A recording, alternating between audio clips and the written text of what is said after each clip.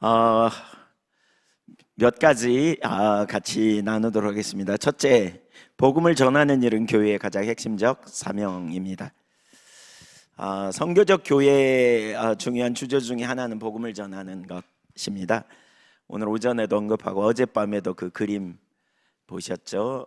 그리스도 주되심을 중심으로 전도와 양육, 또 극렬과 정, 일의 소명, 문화의 구속, 창조세계 돌봄, 이 5가지인데 요걸 나눠서 양육을 오늘 오전에 살폈고, 오늘은 이제 그 전도에 대해서 나누도록 하겠습니다. 예수님의 주되심에 근거하여 우리가 그 복음 전하는 것이 얼마나 중요한지, 그 중요한 한 영역이라고 할 수 있습니다. 선교적 교회를 다루면 어떤 사람들은 복음을 전하는 것에 소홀히 한다고 생각할 수도 있습니다. 그러나 선교적 교회를 이해하면 이해할수록 이 시대에 특별히 문화를 이해하면 할수록 이 시대에 어떻게 복음을 전해야 될지, 이런 부분 정말 중요한 것을 우리가 깨닫게 되죠. 교회가 존재하는 핵심 이유 중에 하나는 결국 그 복음 전하는 일들이잖아요. 1974년에 발표된 노잔 언약에 이런 내용이 나옵니다. 인류의 3분의 2 이상에 해당하는 27억 이상의 인구가 복음화되어야 한다. 우리는 이토록 많은 사람이 아직도 등한시되고 있다는 사실에 부끄럽게 생각한다. 이는 우리와 온 교회에 대한 끊임없는 견책이다. 좀 띄어서 우리는 복음화되지 않은 수많은 사람들에게 깊은 관심을 가져야 된다. 삶의 방식이나 정의나 생태에 관한 어떤 이야기도 다양한 문화적 상황에 적절한 복음 전략을 개발해야 될 긴급성을 축소시키지 못한다. 예수 그리스도를 온 세상의 구세주와 주님으로 선포하는 일을 멈춰서는 안 된다. 그러니까 이제 우리 선교적 삶을 얘기하고 선교적 교회 얘기하다 보면 다른 여러 가지 영역들에 우리가 초점을 두는 가운데 그 복음 전하는 일에 있어서 우리가 소홀히 할 가능성이 높은데, 무엇보다 이렇게 그 영혼 구원하고 복음을 증거함으로 말미암아, 그러니까 모든 인간뿐만 아니라 모든 피조 세계가 구속에 이르는 일이 일어나는 것이 얼마나 중요한지 우리가 이해할 필요가 있는 것이죠.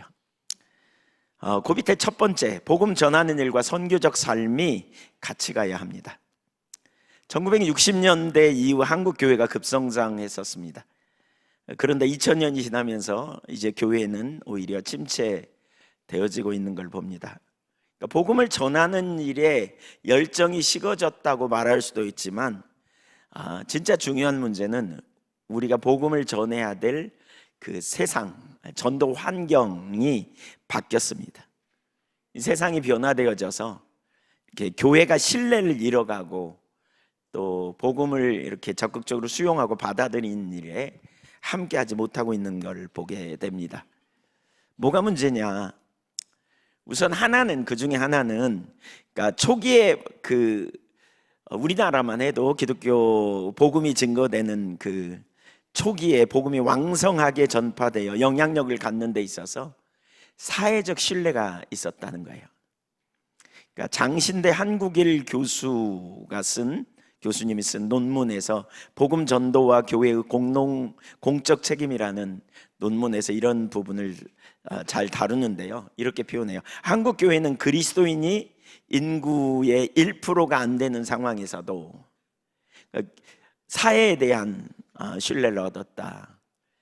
그 기독교 사회학자 이마누엘 교수의 글을 인용하면서 그렇게 표현해요. 이는 그 당시에 그리스도인의 투철한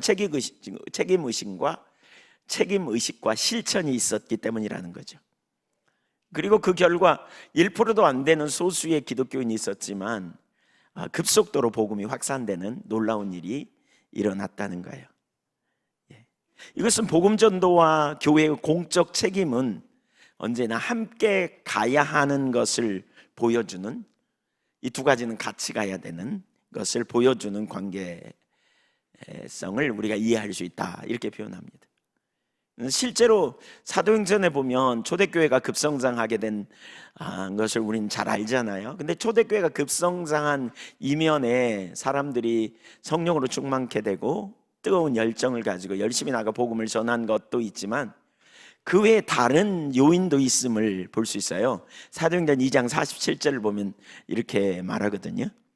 성도들이 온 백성에게 칭송을 받으니 주께서 구원받는 사람을 날마다 더하게 하시니라. 그러니까 온 백성에게 칭송을 받는 사람들이 되었다, 이렇게 표현하죠. 이처럼 전도는 사회적으로 칭찬받는 행위와 함께 진행될 때 많은 열매를 맺었다는 거예요. 그러니까 성경과 역사적 경험을 통해서 우리가 볼 수 있는. 그런데 오늘날 한국교회, 특별히 개신교에 대한 비판적인 그런 분위기가 팽배한 현실 속에서 복음을 전하는 일이 상당히 어려워졌죠. 이런 상황 속에서 우리가 해야 될, 핵심적으로 돌아봐야 될 중요한 영역 중에 하나는, 그러니까 오늘날 우리가 하나님의 백성답게 살고 있는지, 혹은 오늘날 우리 교회가 하나님의 백성답게 살고 있는지 돌아봐야 한다는 거죠. 그리고 우리가 자기중심적인 삶에서 철저히 돌아서서 하나님 중심으로 돌아서야 하는, 그리고 우리가 세상에서 삶을 통해 하나님의 영광을 나타내는 자리로 가야 한다는 거예요. 그러니까 삶 따로 전도 따로가 아니고 함께 가야 될 필요성이죠. 존 스토트는 그의 말년에 쓴 제자도라는 책에서 이렇게 말합니다. 예수님이 우리를 탐욕에서 구원하지 못하신다면, 예수님이 우리의 탐욕에서 구원하지 못하신다면 그리스도의 구원에 대한 선포는 온전할 수 없고, 우리가 우리 소유의 선한 정직이가 되지 못한다면 그분의 주되심에 대한 선포도 온전할 수 없으며, 우리가 궁핍한 이들에 대한 마음을 닫는다면 그분의 사랑에 대한 선포도 온전할 수 없다. 그리스도인들이 서로를, 그리고 궁핍한 이들을 돌볼 때 예수 그리스도는 더 매력적인 분으로 보일 것이다. 그래서 아까 그 그림 있잖아요. 그림. 그리스도의 주되심에 기초하여 이렇게 긍휼과 구제와 또 정의를 행하고 창조세계의 돌봄과 그다음에 이제 다른 영역, 일의 소명이나 문화의 구석, 이런 모든 영역. 제가 지난 주간에 그 요즘 일터 사역에 대한 그러니까 선교적 교회에 대해서 관심을 더 갖게 되고 또 나름 연구도 하고 이렇게 보면서 아모스서를 쭉 보면서 또 미가서를 보면서 이렇게 정의의 문제가 얼마나 중요한가. 그러니까 선교적 그러니까 그 당시에 선지자들을 통해 선포된 메시지에 정말 중심에 정의의 문제가 들어가 있는 이런 영역을 참 보게 되더라고요. 그러니까 이런 영역들이 함께 가지 않으면 복음 전파가 영향력을 상실하게 된다는 거죠. 그 얘기예요. 지금 같이 가야 된다는 거예요. 그래서 선교적 삶의 나머지 부분과 함께 복음 전하는 일이 같이 이루어지는, 여기에 포함되어야 한다는 거예요. 우리가 책임 있는 삶을 살라는 부르심이잖아요. 이 땅에서 책임 있는 증인이 되라는 부르심과 분리되어서는 안 되는 거죠. 삶과 증인 되라는 것이. 그러니까 메시지와 삶이 모순될 때 우리가 전하는 복음의 메시지는 사람들에게 설득력 있게 받아들일 수 없게 된다는 거죠. 그래서 사실 선교적 삶과 그리고 거기에 당연히 포함되지만 그 한 요소인 복음 전파는 함께 가야 된다는 거예요. 함께 가야 된다. 두 번째, 우리가 복음을 전해야 될 문화에 대한 이해도 정말 중요합니다. 문화. 오늘날 이 시대의 문화가 어떤지, 오늘날 우리가 살아가는 세상이 복음을 받아들이기 쉽지 않은 상황임을 인식할 필요가 있어요. 오늘날 서구 문화의 영향이 복음 전파를 가로막습니다. 그러니까 계몽주의 운동이 17세기에 종교개혁 이후에 등장했잖아요. 그리고 난 다음에 유럽에서 30년 전쟁이 벌어지죠. 개신교와 천주교와의 그런 전쟁. 이걸로 말미암아 유럽 사회가 어마어마한 어려움을 경험하면서 이제 계몽주의, 그러니까 서로 다른 종교나 가치관에 관한 포용이 사회의 중요한 지배 원리로 등장하는 일이 생기면서 계몽주의 운동이 사회 전체를 이제 완전히 그 사조를 바꿔버리는 일이 일어나죠. 그러니까 1000년 동안 1000년 이상 기독교를 그러니까 지배해온 기독교 세계관에 대한 의문을 제기하면서 그 하나님 중심에서 인간 중심의 세계관으로 전환되는 일이 일어났습니다. 네.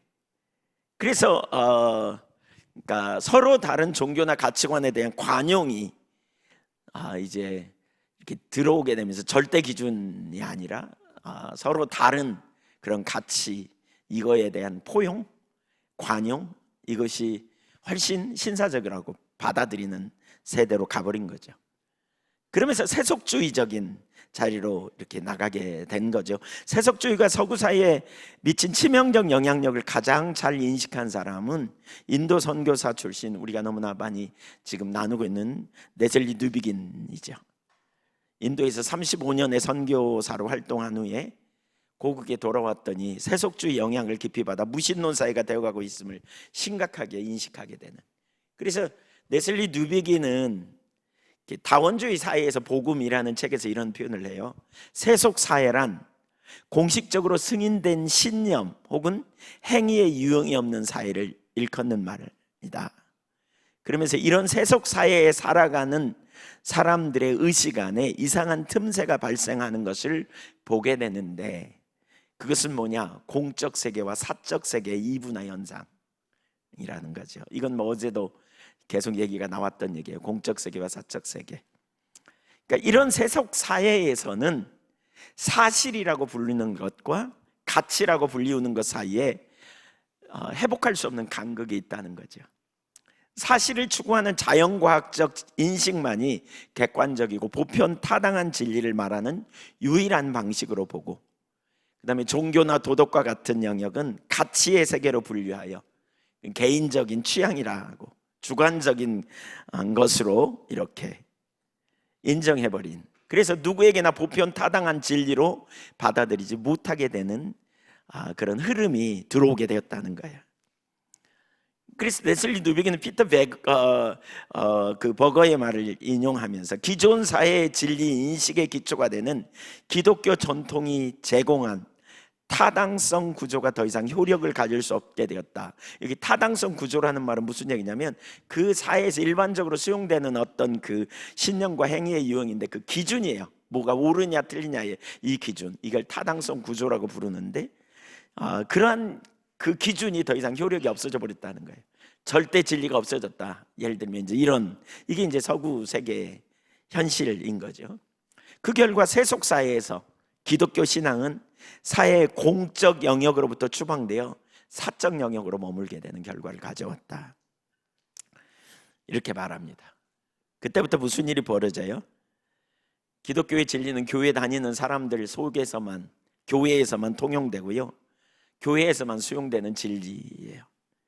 그러니까 더 이상 세상에서 공적 진리로 받아들이지 않게 되고요, 이런 사고방식은 무엇보다 세속사회에서 공교육을 통해 모든 사람들에게 확산되었다는 거죠. 급속도로 확산돼요. 그러니까 이제 그 공교육을 통해서. 그래서 그러한 박사 학위를 받고 그런 학위를 받고 돌아와서 또 뭐 예를 들면 그런 영향을 받은 사람들이 대학에서 가르치고, 그런 영향을 받은 사람들이 가르친 사람들이 또 가르치고 그러면서 이게 급속도로 확산되는 일이 일어났다는 거죠. 이렇게 되다 보니까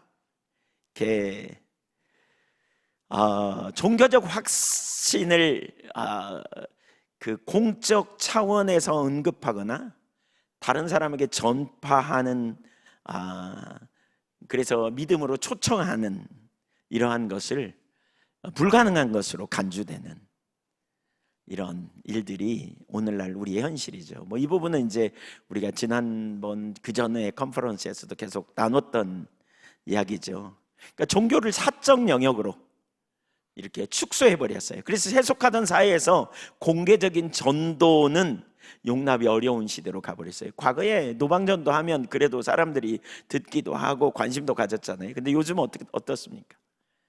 네, 아주 그냥 이상스러운 눈으로 쳐다보기도 하고 들으려고도 하지 않잖아요. 왜냐하면 세속사회, 서구적 영향을 받은 세속사회는요, 종교는 개인의 선택이고 선호도의 문제로 취급하기 때문에 그래요. 이러한 세계관에 근거한 세속주의가 다원주의, 이 세속주의에서 다원주의가 나타나는데, 다원주의 사회에서는, 그러니까 다원주의라고 말할 때 두 가지를 얘기하잖아요. 문화적 다원주의, 그다음에 종교 다원주의, 문화 다원주의, 종교 다원주의 뭐 이런 게 나타나는데, 그걸 다 지금 뭐 이렇게 자세히 말하기는 그렇고요. 그러니까 이런 사회에서는 어떤 특정 종교나 입장의 궁극적 신념이나 진리를 언급하는 것을 철저하게 무시합니다. 그걸 교만하고 독단적인 것으로 받아들입니다. 그런 행위는 과거 기독교 사회에서나 가능하고, 다양한 가치와 종교가 존재하는, 그러니까 이런 공존하고 어떤 것이 지배적인 영향을 발휘하는 것이 허용되지 않는 다원 사회라는 거예요. 그래서 종교적 진술을 공적 차원에서 누구에게 말하거나 나누거나 그리로 초청하는 것에 대하여 전혀 이해도 받아들이지도 못하는 자리로 간 거죠. 종교 다원주의는 실제로 종교 상대주의를 표방하고 있기 때문에, 종교를 선택하는 것은 개인적인 문제지만 그것을 타인에게 전하거나 종교를 바꾸라고 권하는 것은 근대 사회의 특성에 반하는 행동이다, 이렇게 보는 거죠. 그래서 종교적 신앙은 이제 개인적 믿음 안에서만 자리하고, 그러니까 모든 사람에게 보편타당한 객관적 진리로 전하는 것을 금기시하고 있는 그런 사회 속에 우리가 살고 있다는 것이죠. 오늘날 우리 시대가 급변하게 지금 변모하고 있는 것의 실상입니다. 그러니까 전 세계화 도시가 되고, 도시화되는 이면에 서구화되는 경향이 강해지고, 그 서구 사상이 그대로 들어와서 오늘날 교회 가운데 그런 상대주의로 팽배한, 그래서 복음을 전하는 것이 너무 어렵고 또 받아들이려는 태도도 없고, 이런 시대에 우리가 살고 있다는 거예요. 그렇다면 문제제기입니다. 그렇다면 이런 시대에 어떻게 복음을 전할 수 있는가 하는 거예요.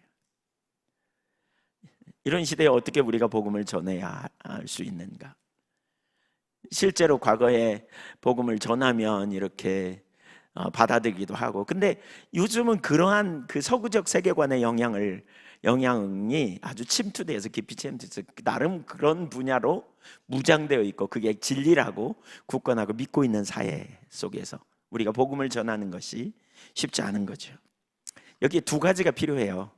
첫째는, 우선 하나는 우리 자신이 더 분명한 그 복음으로 무장되어야 된다는 거예요.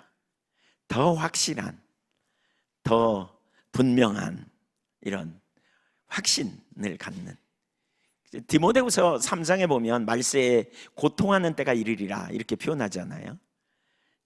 그 온갖 죄악들이 있는, 근데 그게 교회 안에 일어난 상황이거든요. 거기 보면 열심은 있으나 진리에 이르지 못하는 뭐 이런 이야기들, 거기 내용을 보면 그래요. 교회 안에 있는 성도들마저도 이렇게 죄로 흔들리고 혼돈에 빠져 있는 이런 시대를 얘기해요. 아마 이 시대가 지금 그런 시대가 아닌가 싶어요. 근데 그 뒤에 쭉 뒤에 가보면 뭐라고 표현하고 있냐면, 그래서 배우고 확신한 일에 거하라는 거예요. 한번 따라해보세요. 배우고 확신한 일에 거하라. 그러니까 이 시대야말로 어느 시대보다 우리가, 물론 뭐 마찬가지지만 어느 시대나, 그러니까 우리가 배우고 우리가 들은 복음이 정말 진리인가라는 심각한 고민, 또 심각한 질문을 해보고 그에 대한 질문에 답할 수 있는 자리로 우리가 서야 한다는 거예요. 어느 때보다도. 사실 오늘날 우리는 너무나 기본적인 것을 놓치고 살아가는 시대에 있습니다. 진짜 기본적인 걸 많이 놓쳐요. 그러니까 우리가 믿는 하나님이 누구인지, 그 하나님이 어떤 분인지, 저는 개인적으로 제가 이런 얘기를 되게 많이 최근에 하는데, 하나님이 누구인지와 그 다음에 그 하나님이 나와 무슨 상관이 있는지만 안다면 우리 신앙은 흔들리지 않을 거다, 이런 생각이 들더라고요. 여러분, 우리가 믿는 하나님이 누구이신지 아는, 그걸 예수님이 잘 표현했어요. 우리에게 뭐라고 가르치냐면, 하늘에 계신 우리 아버지. 그러니까 하늘에 계시다는 말은요, 초월자이시죠. 초월자.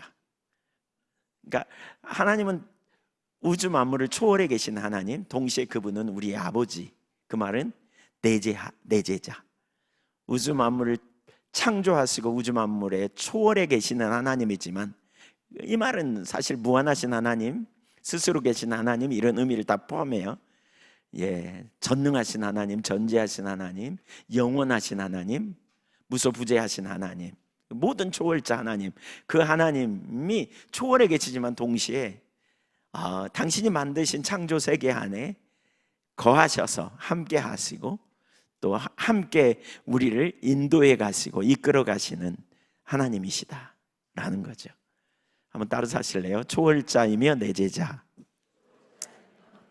그 하나님이 여러분과 무슨 상관이 있는데요?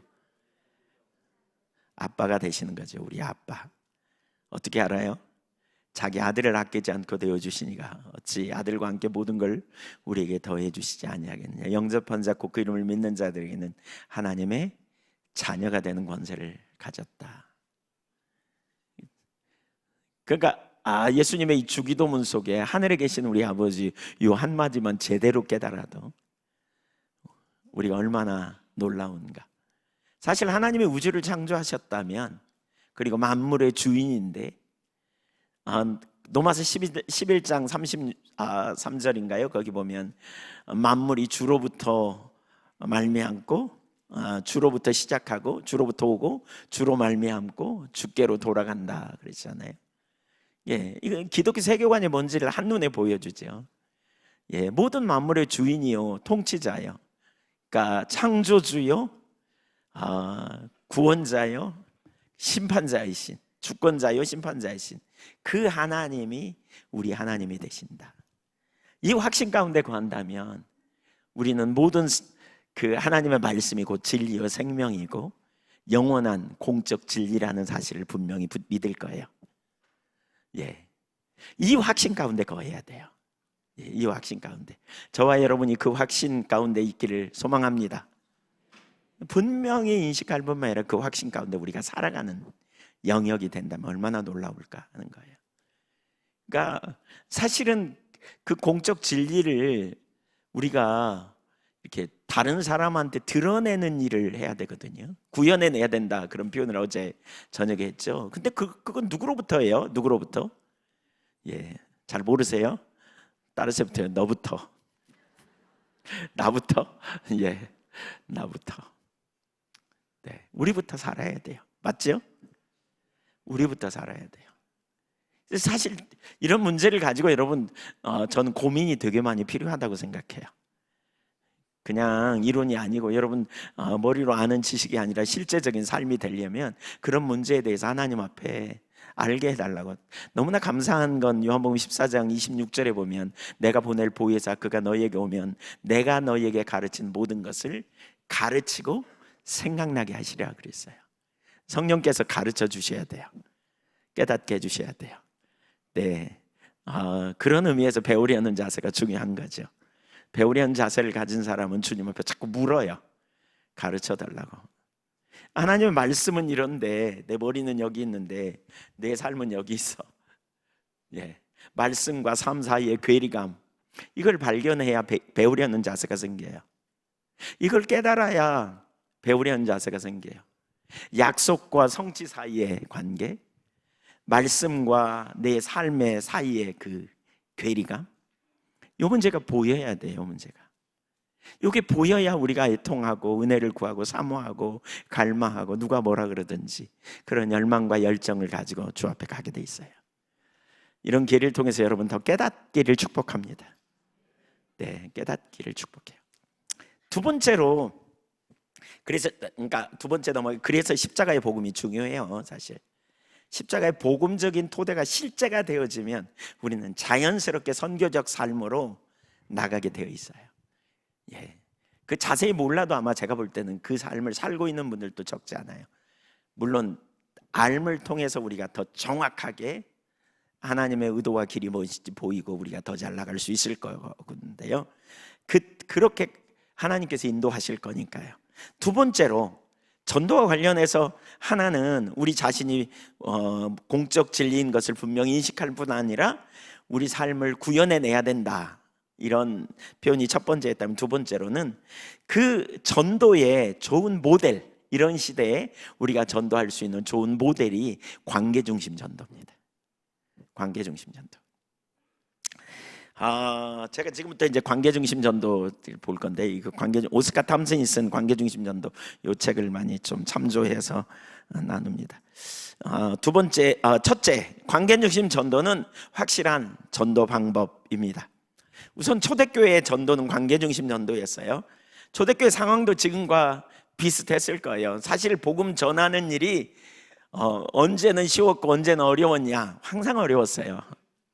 안 믿는 사람들이 예수를 믿는 건 항상 어려워요. 왜냐하면 고린도후서 4장 4절에 이 세상 신이 믿지 않는 자들의 마음을 뭐하게 해요? 혼미케 하여 복음의 영광의 광채가 비치지 못하게 하기 때문에 항상 어려웠어요. 초대교회 쉽지 않은 상황이었단 말이에요. 그런데도 불구하고 더 그 시대의 복음은 관계를 통해 빠르게 전파되었어요. 그래서 성경을 보면 세례 요한이 두 제자에게 그 예수님, 두 제자를 예수님께 인도해내는 장면이 있고요. 그리고 두 제자 중에 하나인 안드레가 자기 형제 베드로에게 전합니다. 그냥 성경 구절 다 아시는 내용이긴 하겠지만 좀 읽어볼까요? 요한복음 1장 35절. 또 이튿날 요한이 자기 제자 중 두 사람과 함께 섰다가 예수의 건의심을 보고 말하되, 보라, 하나님의 어린 양이로다. 두 제자가 그의 말을 듣고 예수를 따르거늘 예수께서 도리어 그 따르는 것을 보시고 물어 이르시되, 무엇을 구하느냐? 이르되, 랍비 어디 계시오니까 하니, 랍비는 번역하면 선생이라. 예수께서 이르시되, 와서 보라. 그러므로 그들이 가서 계신 데를 보고 그날 함께 거하니 때가 10시쯤 되었더라. 40절 읽어보죠. 2절까지 시작.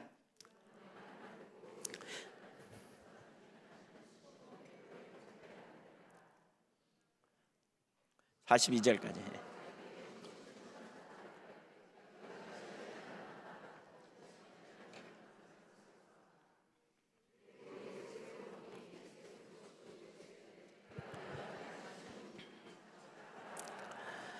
네.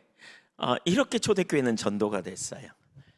스승이 제자를, 그 두 사람을, 그랬더니 그 두 사람 중에 한 사람인 안드레가 자기 형제 베드로를 예수님께로 이끄는 이런 방식, 관계중심 전도죠. 관계전도죠.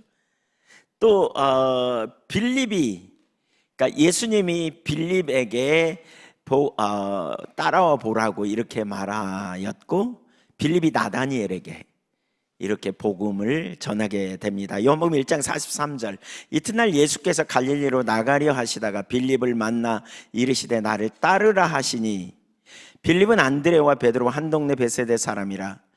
빌립이 나다니엘을 찾아 이르되, 모세가 율법에 기록하고 여러 선지자가 기록한 그 일을 우리가 만났으니 요셉의 아들 나사렛 예수니라. 나다니엘이 이르되, 나사렛에서 무슨 선한 것이 날 수 있느냐? 여러분, 보통 이렇게 말하는 걸 보면 이 나다니엘은 편견이 있는 사람입니다. 나사렛에서 선한 것이 난다고? 말도 안 돼. 그리고 그냥 가려고 했겠죠. 근데 빌립이 뭐라 그럽니까? 이르되, 와서 보라, 이렇게 말합니다. 빌립과 아마 나다니엘은 틀림없이 아마 신뢰하는 관계가 이루어졌지 않았나 싶어요. 편견에 가득했지만 빌립이 강력하게 얘기하니까 이제 나다니엘이 예수님께 나간 거죠. 이런 관계성을 통해서 사실 초대교회 전도가 되었죠. 세 번째, 우물가의 여인이 이웃들에게 전도하는 장면도 그렇습니다. 요한복음 4장 28절. 여자가 물동이를 버려두고 동네에 들어가서 사람들에게 이르되, 나의 행한 모든 일을 내게 말한 사람을 와서 보라. 이는 그리스도가 아니냐? 이 말을 듣고 그들이 동네에 와서 예수께 왔다. 그리고 39절에 보니까 여자의 말이 그가 내가 행한 모든 일을 내게 말하였다 증언하므로 그 동네 사람 중에 많은 사마리아인들이 예수를 믿었다. 간증을 통해 전도하는 과정이었죠. 근데 그리고 일단 온 다음에 뭐예요? 예수님의 말씀을 듣기 시작합니다. 1절에 보니까 예수의 말씀으로 말미암아 믿는 자가 더욱 많아. 42절 그 여자에게 말하되 이제 우리가 믿는 것은 내 말로 인함이 아니니 이는 우리가 친히 듣고 그가 참으로 세상의 구주신 줄 알미라 했더라. 여기 공통적인 특징이 있죠. 지금까지 살펴본 뭐예요? 관계를 통해서 일단 예수님께 데려다 놓는 거예요. 그 다음에는요, 예수님의 말씀을 듣고 예수님과 만남을 통해서 저들의 삶에 개인적인 인격적인 주님과의 교제가 회복되는 일이 일어나는 거죠. 관계 중심 전도의 아주 중요한 영역은 좋은 관계를 유지해서 그들을 이제 그 주님의 말씀을 듣는 자리로 이끌어내는 이것. 그 사이에 편견도 있고 또 이렇게 뭐 여러 가지 방해도 있지만 그러나 관계 가운데 있었기 때문에 일이 일어나는 거죠. 관계 가운데. 고넬료의 가정에 일어난 전도도 결국 관계잖아요. 고넬료가 자기 가족들과 친구들을 모아놓고 고넬료를 초청해서 그들이 복음을 받아들이게 되는 결과를 얻었습니다. 또 빌립보 감옥의 간수와 그 가족들이 어떻게 구원받았는지 이 장면도 그렇고요. 이처럼 초대교회 전도는 관계를 통해 이루어진 것들을 볼 수 있습니다. 물론 우리가 여러 가지 전도가 있어요. 선포 전도, 또 우리가 거리 전도를 통해서 우리가 이렇게 선포하는 걸 통해서 또 능력 전도도 아주 중요한 개념 중에 하나죠. 근데 이런 시대에 우리가 할 수 있는 전도, 정말 중요한 전도 중에 하나가 바로 이 관계 전도요. 다른 하나는 능력 전도라고 할 수 있어요. 능력 전도라는 영역은 성령의 나타남을 통해서 은사를 통한 전도도 포함되지만 하나님의 때에 하나님께서 사람들을 만나게 하시는, 그러니까 능력 전도에서 아주 중요한 개념 중에 하나가 하나님의 타이밍이거든요. 하나님의 시간, 하나님의 시간에 누군가를, 그러니까 그 성령의 인도를 받아 가서 그 사람을 전도하는 일. 예를 들면 에티오피아 내시를 전도한 빌립, 성령의 인도를 따라 광야로 나갔고 성령의 인도를 따라서 그 내시에게 다가가던 시간에 무슨 일이 벌어졌어요? 에티오피아 내시가 뭔 읽었다고요? 성경 어디? 이사야 53장. 그러면서 무슨 의문을 가졌다고요? 이 고난받는 종이 도대체 누구냐? 이런 딱 그 시간에 정확한 타이밍에 하나님께서 거기 보내셔서 전도하게 하는 너무 놀라운 일이 일어난 거죠. 네. 그 관계 중심 전도가 정말 그 어떤 불신앙도 깨뜨리고 또 어떤 그러한 난관도 극복하는 너무너무 좋은 그러한 일이에요. 저희가 이제 이제 제가 처음 목회하러 갔을 때 시골로 갔어요. 광산 이시 죽청파 106가구 중에 105가구가 친척인 이런. 그러니까 그 마을에 가서 제가 할 수 있는 일이 아무것도 없다는 느낌을 받았어요. 대부분의 사람들은 저를 환영하지 않고요. 환영은 뭐 말할 것도 없이 무시하고요. 받아주지 않은. 야, 전도하러 갔는데 그 마을에 놀러 갔다면 몰라. 근데 전도하러 갔는데 전도할 수 있는 여건이 아무것도 없었어요. 시간만 보내다가 어느 날 저를 부르신 분도 주님이시고 이 마을도 아시고 저도 아시는데 내가 여기 시간만 떼고 가라고 하진 않을 것 같은데 이런 생각을 했죠. 그러면서 어느 날 기도했어요. 하나님 전략을 달라고, 길을 달라고. 그때 어느 송구영 예배 때 사람들이 이렇게 헌금 봉투, 그 당시에 이제 청년 3명, 여자 청년 3명 이렇게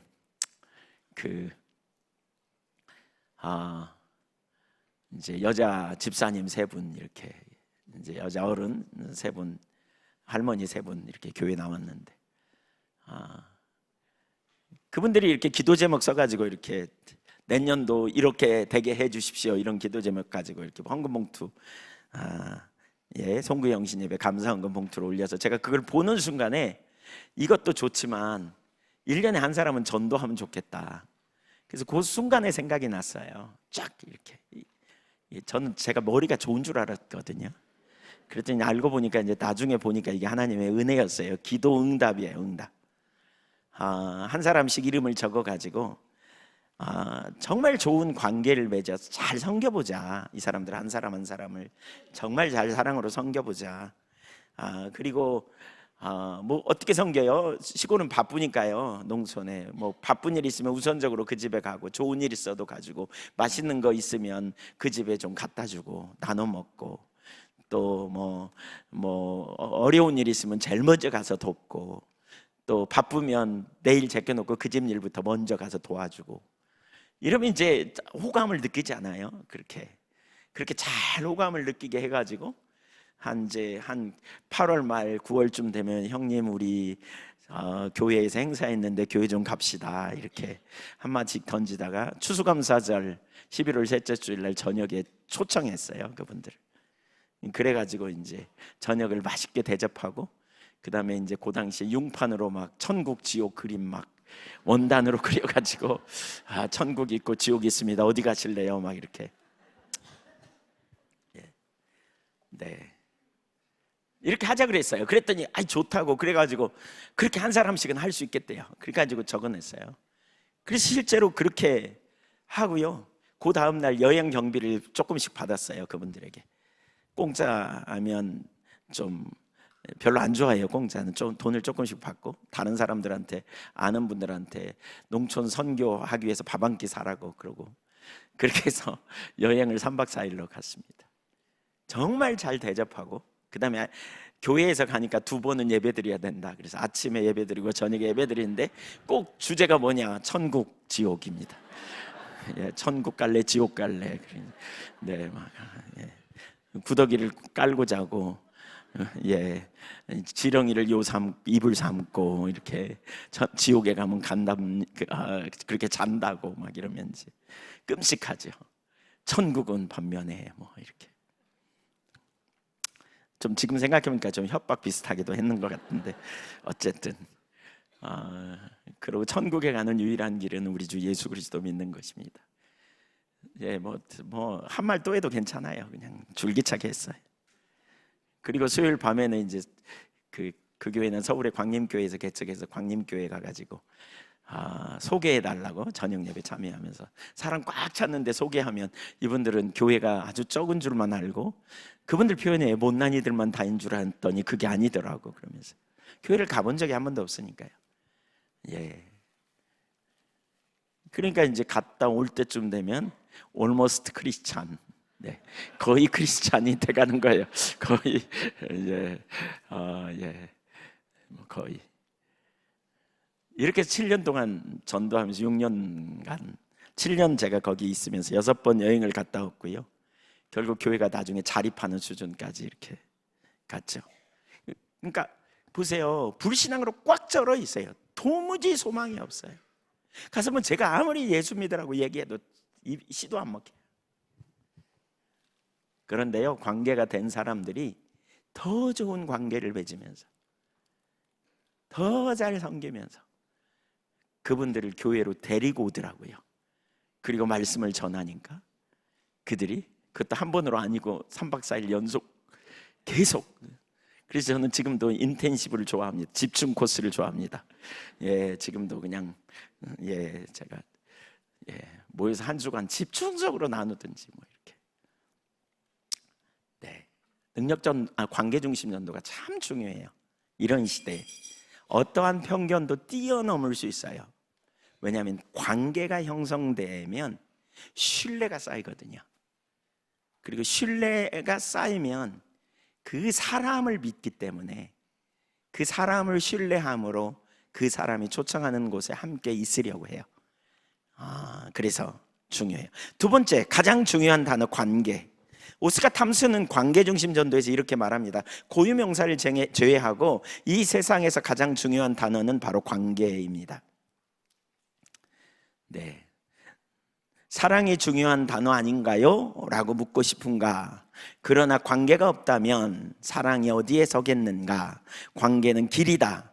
사랑이 흘러가고 퍼져가는 길이다. 사랑은 관계를 통해 움직인다. 그러므로 우리 존재의 가장 깊은 갈망을 채우는 것은 바로 누군가와의 관계다.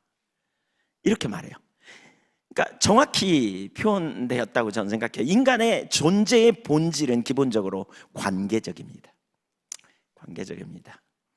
예, 이제 조는 분이 별로 없네요. 아까 시작한 데부터 졸아가지고 그래, 네, 좀 조시는 것도 은혜지 싶어서 그냥 제가 조용조용히 이렇게 안 깨우려고. 네, 예, 얼마나 피곤하세요. 조는 시간으로 이렇게 또 하셔도 괜찮다 이렇게 생각이 드는데, 예. 네. 아까 제가 여기 와서 기도하는데 이런 그림이 보이더라고요. 못이 들어갔어요. 이렇게 들어갔는데 요만큼 남았어. 한 1cm도 안 되게 한 0.7cm쯤 딱 남았어. 근데 망치로 때리니까 이 못이 안 들어가고 휘어 이렇게. 어떤 경우예요? 김성규 권사님 어떤 경우죠? 옹이, 네, 옹이가 있어서. 네. 그래서 이 시간에 이제 못이 안 들어가고 쉬려고 그러나 이런 생각도 좀 들었어요. 그런 분은 나가서서 그냥 편히 쉬셔도 돼요. 나가시기 좀 그러면 그냥 뒤로 제끼시고 주무셔도 돼요. 시험 절대 안 들을 테니까. 네, 저는 뒤끝도 없는 사람입니다. 제가 도끼비시거든요. 네. 근데 나중에 기도하다 보니까 다른 생각이 났어요. 그 의미가 뭔지 다른 거 이따 기도사에 가려고요. 네, 다른 거라는 생각이 들었어요. 자, 그러니까 인간은 본질적으로 관계적입니다. 그러니까 인간이 하나님의 형상으로 창조되었다. 우리 이렇게 말할 때 그 하나님의 형상으로 창조됨의 의미가 뭔가? 이런 이야기들을 이제 했는데 전통적으로 신학적인 세 가지 견해가 있거든요. 하나는 실체론, 두 번째로는 관계론, 세 번째는 역할론. 하나님의 형상이라는 말의 의미가.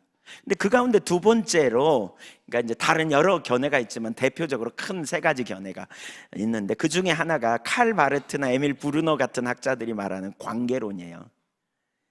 그러니까 그 내용을 보면 이런 거예요. 인간이 다른 인간과 관계를 맺으며 살아가려는 경향, 또는 관계를 맺으며 살아갈 수 있는 능력, 즉 관계성이 하나님의 형상이라는 거예요.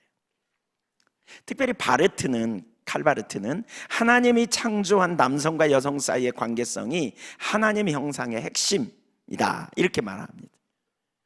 에밀 브루너는 이렇게 말해요. 인간이 하나님에 대하여 가지는 관계성, 또는 인간에 대하여 가지는 관계성이 하나님의 형상의 핵심이라고 봅니다.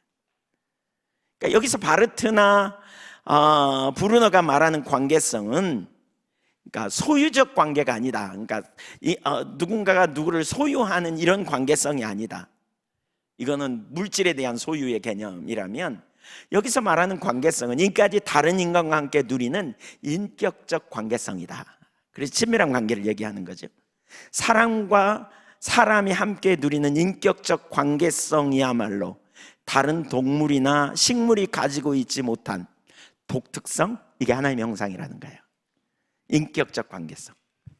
저는 이 개념, 이 세 가지 개념을 실체론, 역할론, 아까 저는 그러니까 다 나름대로 설득력이 있는데 이 세 가지를 다 받아들여야 된다는 생각을 갖는 사람인데, 여기서 인격적 관계성, 이건 뭘 의미해요? 하나님의 형상된 우리는 근본적으로, 본질적으로 그 관계적이라는 거죠. 관계적이에요.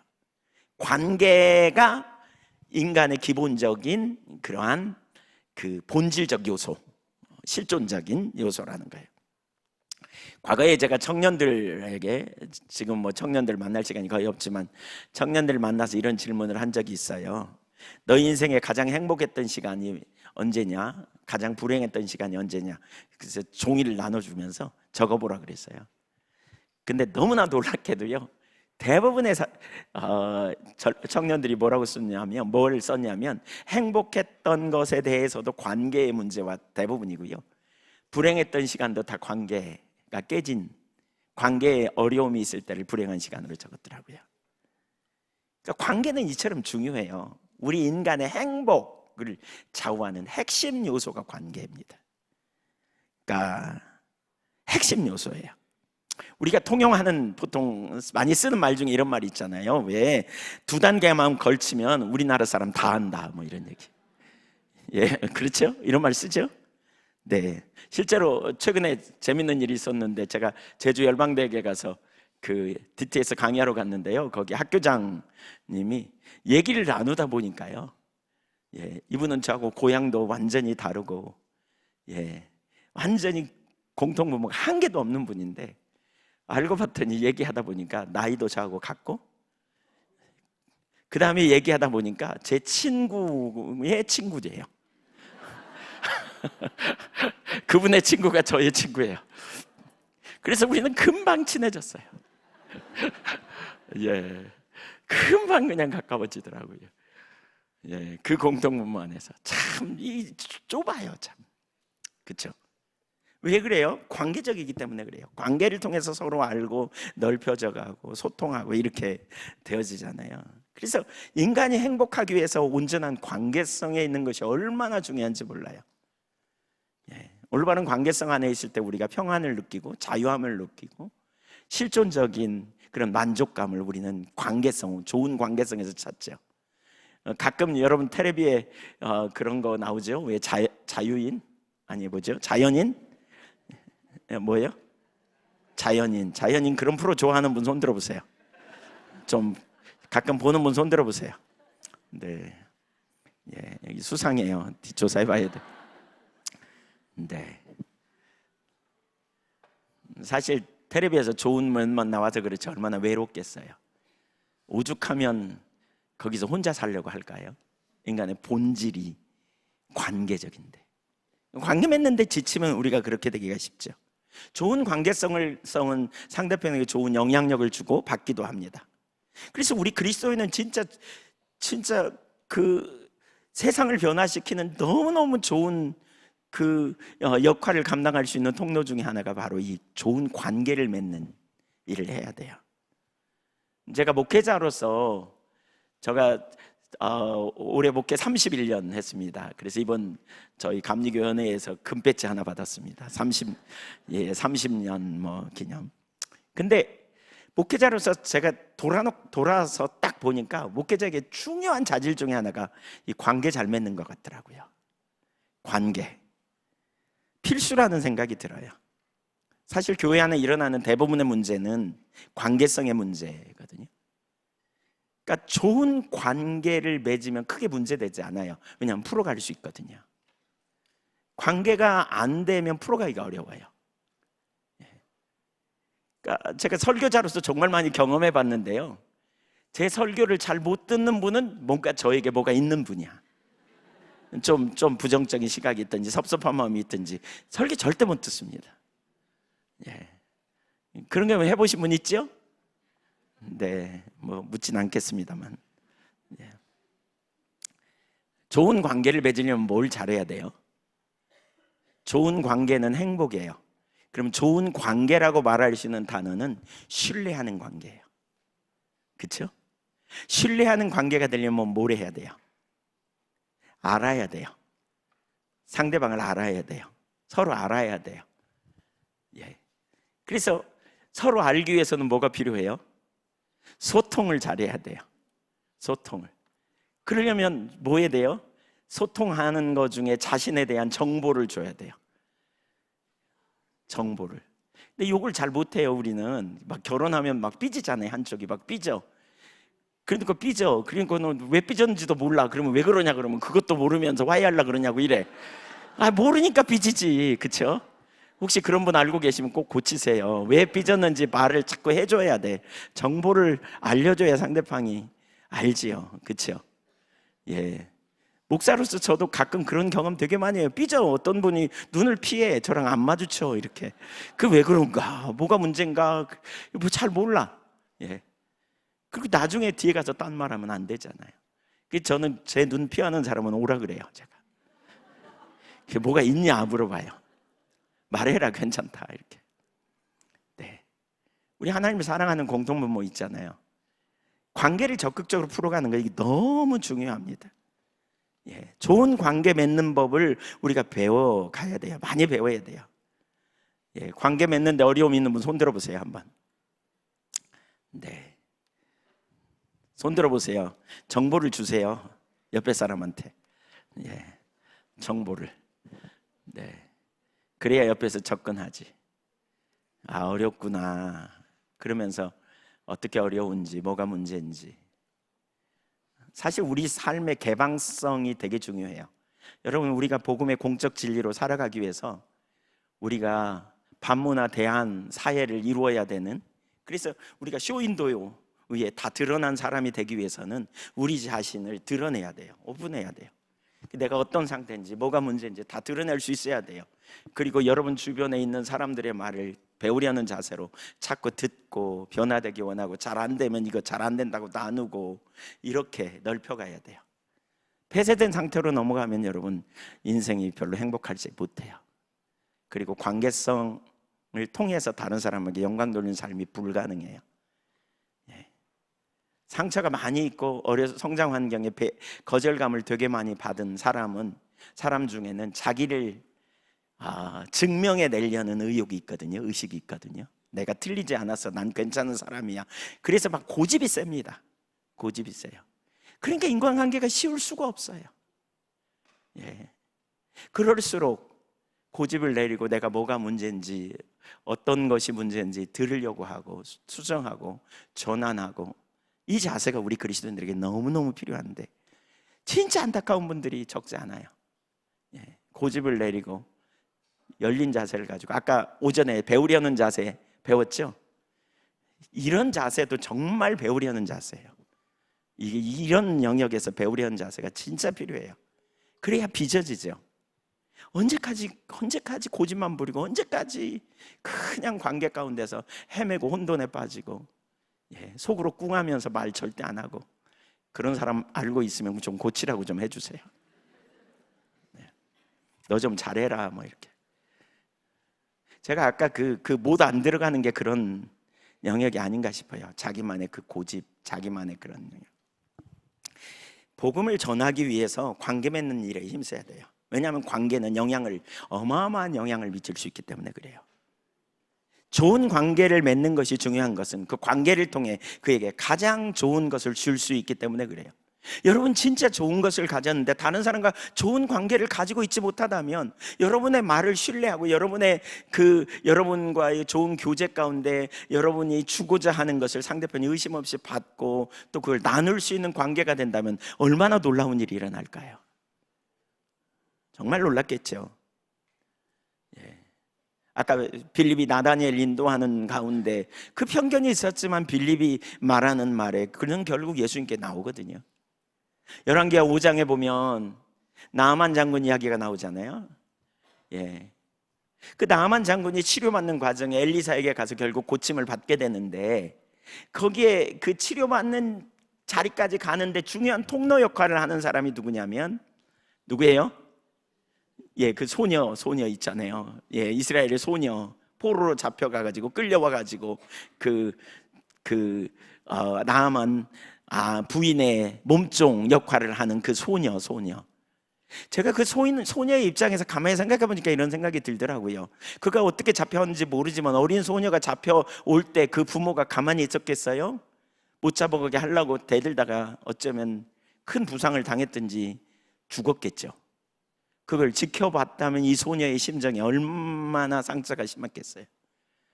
자기 부모를 죽인 원수, 혹은 자기를 그렇게 인생을 처참하게 만든 원수, 이런 생각이 들었을지도 몰라요. 그런데 그 소녀가 나가가지고요, 우리 주인 나아만 장군이 살 수 있는 길이 있다고 그러면서 전하잖아요. 그 나아만의 입장에서도 한번 생각해 보세요. 부인의 입장에서도 지푸라기로 잡는 심정으로 했을 수도 있지만, 그러나 그 소녀가 하는 말, 그 작은 여자 어린아이가 하는 얘기를 듣고 그대로 따라주는 거, 이거 어마어마한 문제입니다. 이걸 보면 뭘 알 수 있냐면, 그 소녀는 주인과 좋은 관계를 유지할 수 있었다는 걸 우리가 볼 수 있어요. 신뢰할 만한 아이였지 않았나, 이걸 우리가 추정할 수 있어요. 그 친분이 어떤 상태에 있든지, 그가 어떤 위치에 있든지, 그가 다른 사람에게 신뢰감을 얻고 좋은 관계를 맺을 수 있다면 하나님이 그를 통해서 얼마나 놀라운 일을 이룰 수 있는가를 우리에게 보여주는 예라고 할 수 있어요. 제가 앞에 인용한 한국일 교수 장신대 선교학, 그분은 이렇게 말합니다. 예수님의 증인이 된다는 것은 의미심장한 일이다. 예수님은 증거하라를 동사형으로 말씀하지 않고 증인이 되라고 명사형으로, 즉 사람에 대하여 말씀하셨다. 이 증인 안에는 복음 전도의 활동만이 아니라 삶과 행위가 함께 포함되어 있다. 살아있는 증거는 바로 그 증거를 불러일으킨 사람, 사건, 메시지에 의존하고 있다는 다렐 구더 박사의 말을 주목할 필요가 있다. 오늘날 교회가 회복해야 될 과제는 증거 활동만이 아니라 증인이 되는 일이다. 그러니까 아까 앞에서 나눴잖아요. 우리가 공적 진리에 기초하여 확신을 갖고 그 삶을 구현해내는 삶이 되어지는 일, 이것이 우리가 복음 전도에 아주 중요한 일이라는 거죠. 바로 우리가 하나님 말씀에 기초하여 우리가 준비되는 일, 그 가운데 정말 중요한 한 가지는 우리가 다른 사람과의 관계를 잘 맺는 것에서 성숙되는 일이 정말 필요하다라고 봅니다. 네, 교회가 세상의 빛과 소금이라는 예수님의 말씀은 바로 증인으로 사는 것을 통해서 실현되며, 여기에서 복음 전도와 공적 책임이 균형 있게 어우러지는 선교 방향을 찾을 수 있다. 이분 이렇게 말해요. 관계가 중요해요, 여러분.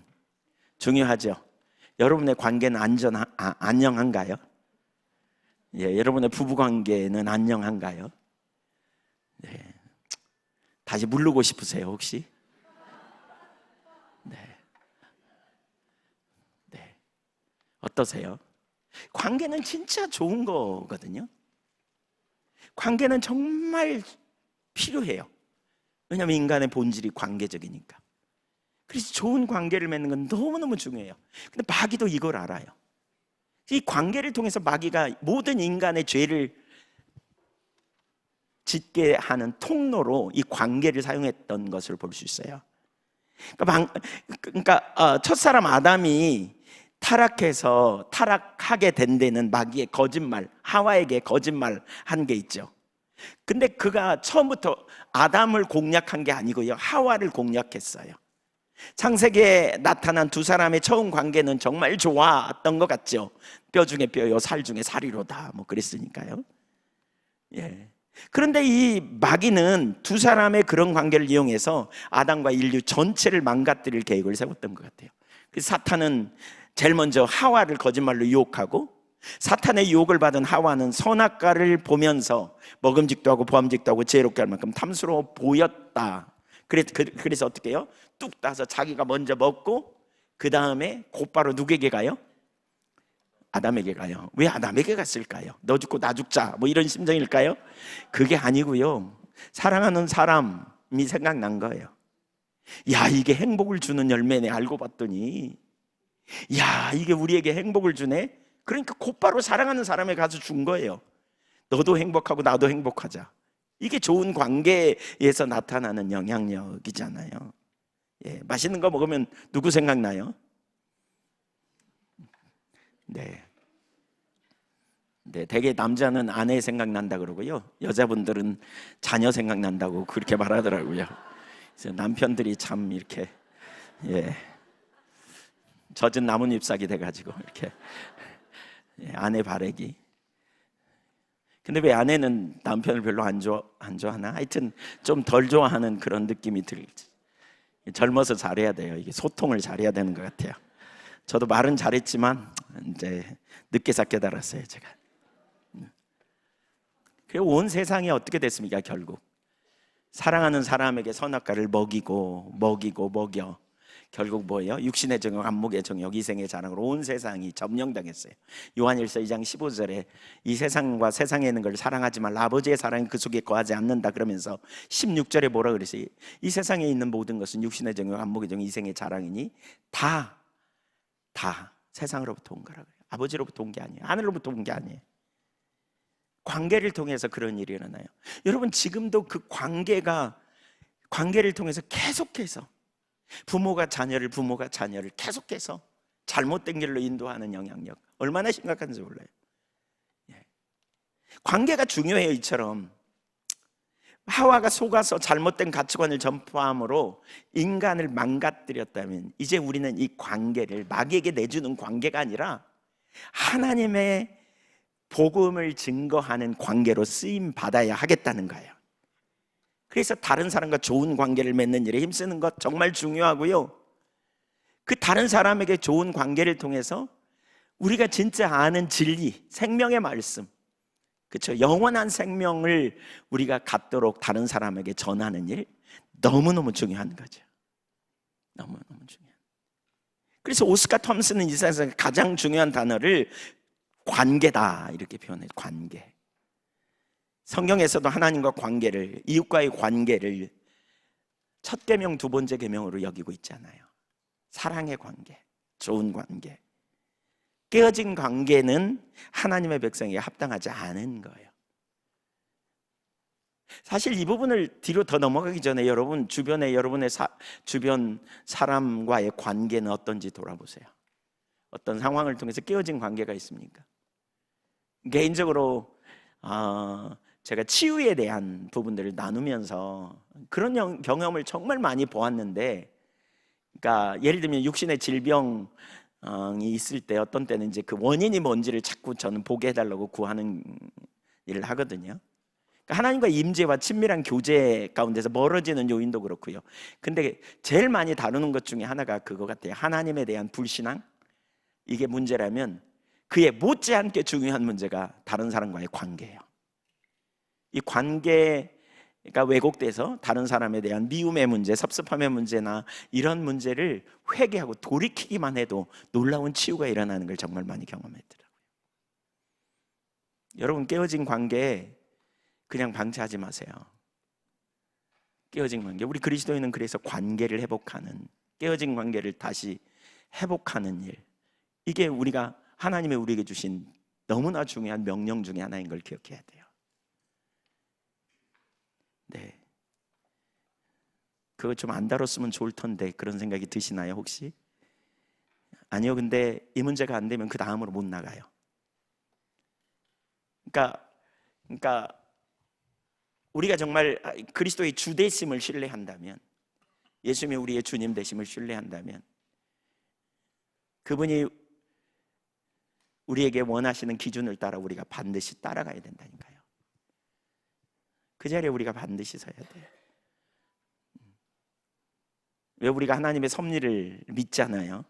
하나님이 허락하지 않으면 우리에게 어떤 일도 일어나지 않는다.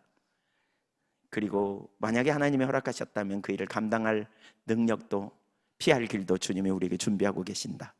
두 가지를 믿으세요? 그렇다면 우리는 뭐 해야 돼요? 이거 알아요. 여러분 억울하면 알아요. 힘들면 힘든 거 알아요. 어떻게 해요? 주님 앞에서 우리가 상대편에 대한 섭섭함만 있으면 용서하고 축복하고요, 적극적으로 선포하고요. 기도하는데도 속히 그런 어떤 문제가 회복되지 않는다면 하나님의 때가 되기까지 기다리십시오. 네, 그냥 하는 말은 아닙니다. 그 속에 얼마나 아픔이 있는지 이해합니다. 그러나 우리가 하나님을 우리의 삶의 주인으로 모신다면, 주로 말미암아 세상이 돌아간다면, 주님이 주권자임을 믿는다면 우리는 반드시 그러한 믿음의 선포를 하고요, 그 자리로 삶을 조정하고 나가셔야 돼요. 아멘. 어떻게 그렇게 해보실 건가요? 네. 왜 우리가 가까운 사람에게 복음 안 전하고 멀리 있는 사람에게 전하려고 할까요?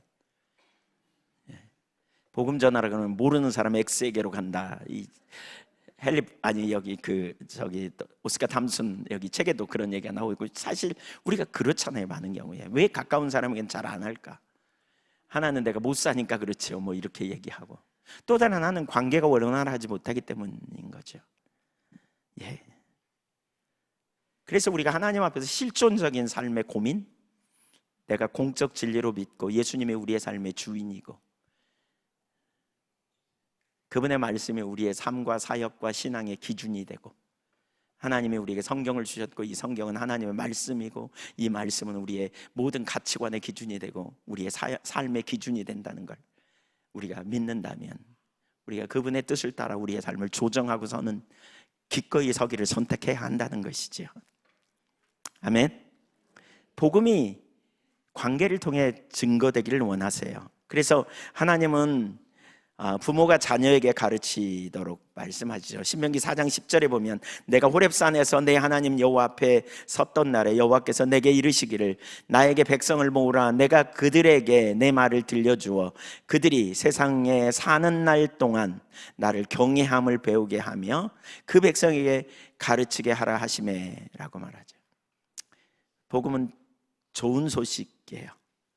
진짜 좋은 소식이라면, 그것이 정말 좋은 소식이라면, 나는 그것을 확신하고 있다면, 그러면 우리는 가장 사랑하는 사람에게, 좋은 관계를 유지한 사람들에게 그걸 기필코 전하고야 말겠어, 이런 결단을 하겠죠.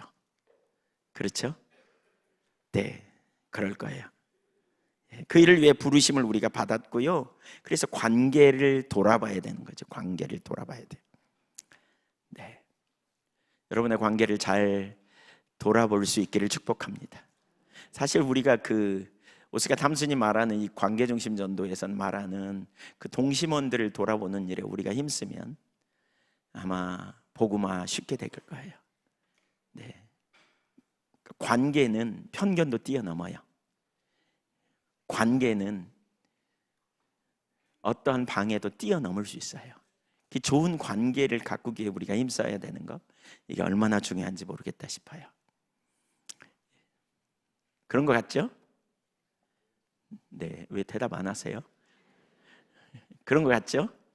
그렇게 하실 건가요? 네, 그 시작은 그렇게 하셔야 돼요. 여러분이 누군가에 대한 섭섭한 마음, 미운 마음, 용서 못하는 마음, 이런 부분들이 있다면 적극적으로 회개하고 내려놓고 끊어가고요. 예. 그리고 다른 사람과 자꾸 여러분 자신을 오픈해야 돼요. 제발 비밀을 혼자만 간직하지 마세요. 예, 옆에 사람 한번 보세요. 한번 얼굴 쳐다보세요. 좋아 보여요? 예, 좋아 보이죠? 예, 여러분의 깊은 비밀을 털어놓을 용의가 있어요? 네. 그거 못해요, 그건? 네. 괜찮아요. 털어놔 보세요. 그 인간도 비슷해요. 네. 비슷해요. 그래서 우리 모두에게는 예수님이 필요해요. 맞나요? 네. 그리고 온유와 사랑으로 여러분을 사랑하는 사람에게 여러분의 마음을 털어놓으시면 그 사람이 여러분에게 주는 말을 상처받으려고 하지 마세요. 상처가 되면 그렇게 말하면 내가 상처가 돼, 이렇게 얘기해 보세요. 그 왜 상처가 되느냐고. 그러면 나를 찌르는 것 같아. 아니야, 나는 너를 위해.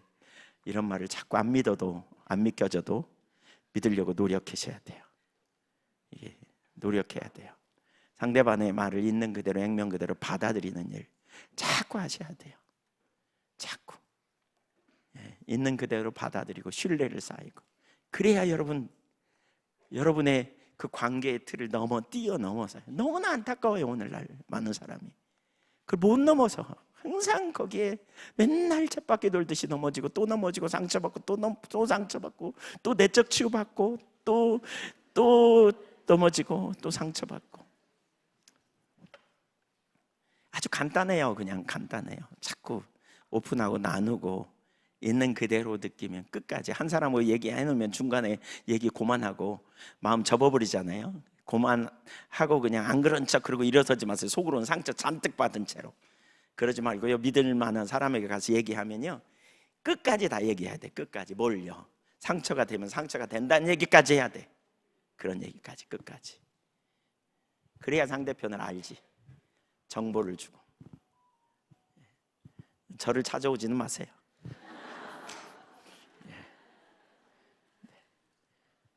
옆에 좋은 사람 많이 있잖아요. 이렇게. 그리스도 안에서 우리가 정리해가는, 이거 하셔야 돼요. 이거. 그리고 신뢰가 쌓이면 그분의 말을 신뢰하고 받아야 돼요. 내가 잘 이해가 안 돼도 이해될 때까지 물어도 보고 또 알게 해달라고 구하고.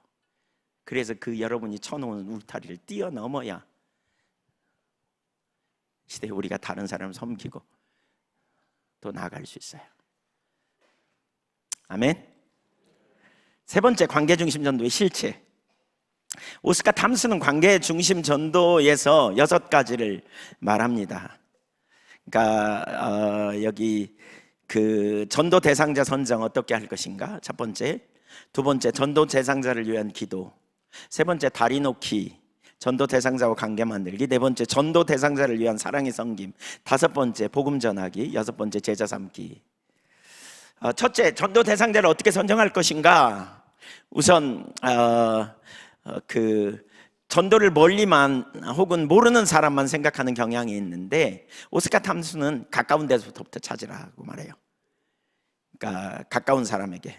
그래서 이렇게 말합니다. 이 책에서 잔잔한 호수에 돌을 던지면 동심원이 생기는데, 이처럼 한 사람이 예수를 믿은 후에 하나님은 그 사람들에게 책임을 주신다. 그의 관계의 원 안에 있는 사람들에게 복음을 전하도록 하신다. 그림 한번 올려주실래요? 예, 여기 보세요. 예. 관계의 동심원. 그래서 겉에 보면 제자 삼음의 7가지 단계, 바로잡기, 하나님과 자신과 타인과의 관계를 바로잡으라. 제가 지금까지 그거 나눈 거예요. 관계를 바로잡는 게, 하나님과 관계 복음 안에서 바로잡고요, 이웃과의 관계를 위해 애쓸 필요가 있어요. 여러분이 관계를 잘 맺는 일에 훈련하려면 여러분이부터 이렇게 오픈해야 돼요. 나눠야 돼요. 사람들의 말에 뭐가 걸리면 왜 걸리는지, 왜 나는 다른 사람과 같이 똑같이 생각 못하고 자꾸 어떤 문제를 보면 왜곡되게 보는가, 이런 부분을 자꾸 친밀한 교제의 사람들, 주변 그룹, 혼자보다는 그룹하고 같이 하는 게 참 좋죠. 그런 사람들과 나누는 일이 필요해요. 두 번째 설문, 관계를 설문하라는 거죠. 세 번째 기도, 하나님과 동역하는 거. 그 뒤에는 이제 나누겠습니다. 네 번째 다리 놓기, 사랑하는 사람과 다리 놓기. 그 다음에 다섯 번째 사랑의 표현, 필요를 채워줌으로 하나님의 사랑을 보이라.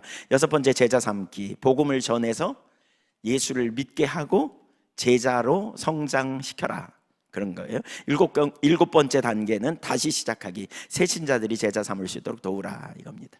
여기서 지금 나누고자 하는 거는 지금 두 번째 단계입니다. 관계를 조사하는 일로 우리가 우선적으로 전도해야 될 대상이 누군지를 찾는 겁니다. 그러니까 그 동심원 한번 올려줘 보세요.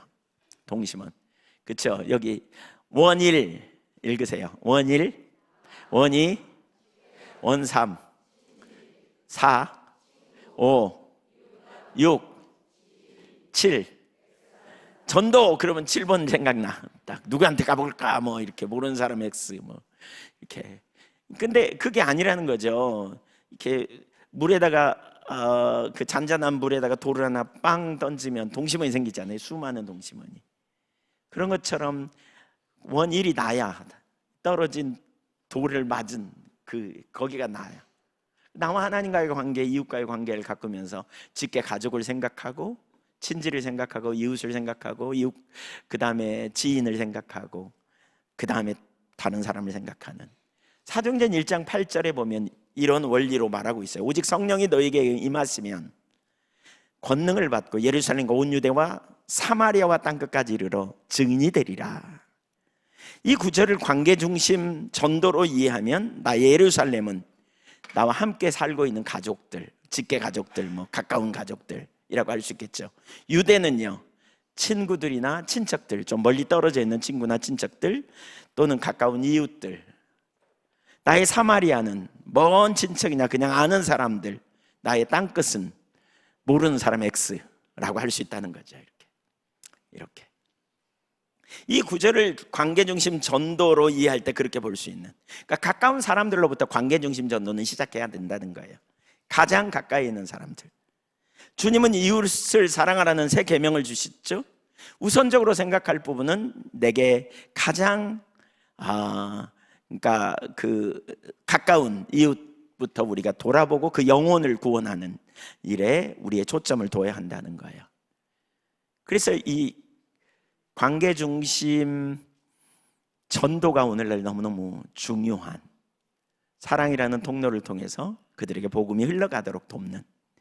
그래서 이 오스카 탐스는 관계라는 철로를 통해, 길을 통해, 그 철로를 통해 기차가 갈 때 사랑을 싣고 가서 이렇게 관계를 형성한다, 이렇게 표현하죠. 전도할 대상 누구인지 먼저 이렇게 찾아보는 일. 실제로 이런 부분 안 적어봤으면 한번 적어보셔도 좋을 것 같습니다. 두 번째, 전도할 대상이 정해졌다면 우리가 할 일은 기도로 동역하는 겁니다. 그러니까 하나님께서 역사하실 때 우리가 기억할 사실은 이렇게 하나님이 계획하시고 당신의 능력으로 일하신다는 거예요. 그러니까 아담이 타락하면서 나타난 가장 주된 특징 중에 하나가 뭐냐? 인간이 피조물됨을 거절하고 스스로 하나님처럼 살려고 했다는 거죠. 마귀가 선악과를 따먹으라고 말하면서 네가 이거 먹으면 하나님처럼 된다? 그때 이후로 인간은 하나님을 안 찾아요. 그리고 자기를 과신하는 경향이 우리 DNA 속에 있어요. 그래서 자기 과신,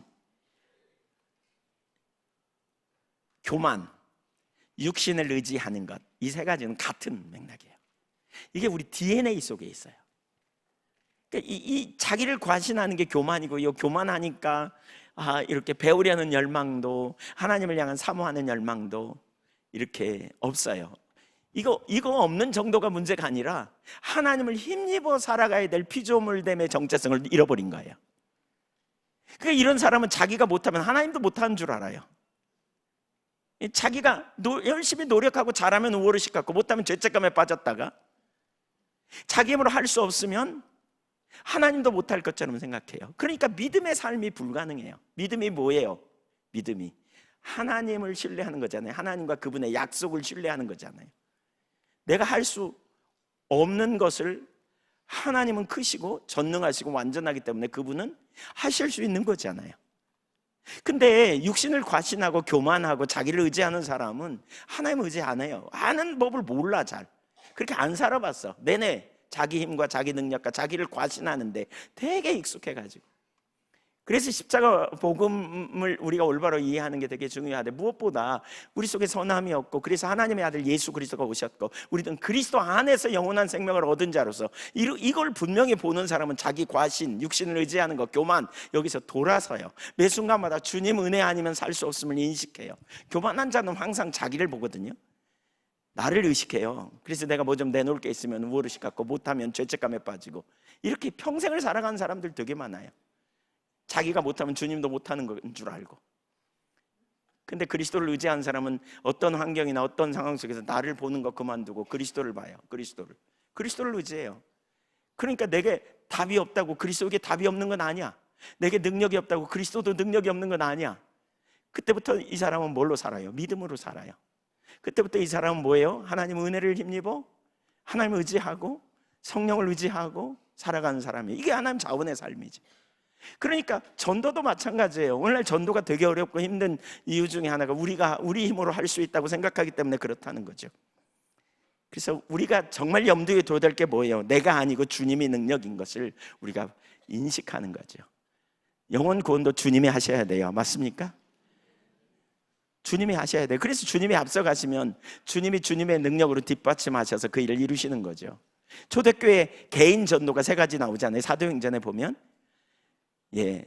바울을 전도한 사람이 아나니아잖아요. 어떻게 전도했어요? 하나님이 다메섹 도상에서 그냥 그 바울을 만나가지고 그냥 하나님께서 강력한 정오의 해보다 더 빛난 빛으로 만나가지고 그를 확 뒤집어 놓잖아요. 그가 가지고 있던 교만을 완전히 박살내는 거죠. 그가 가진 자기 확신을 완전히 깨뜨려 버리잖아요.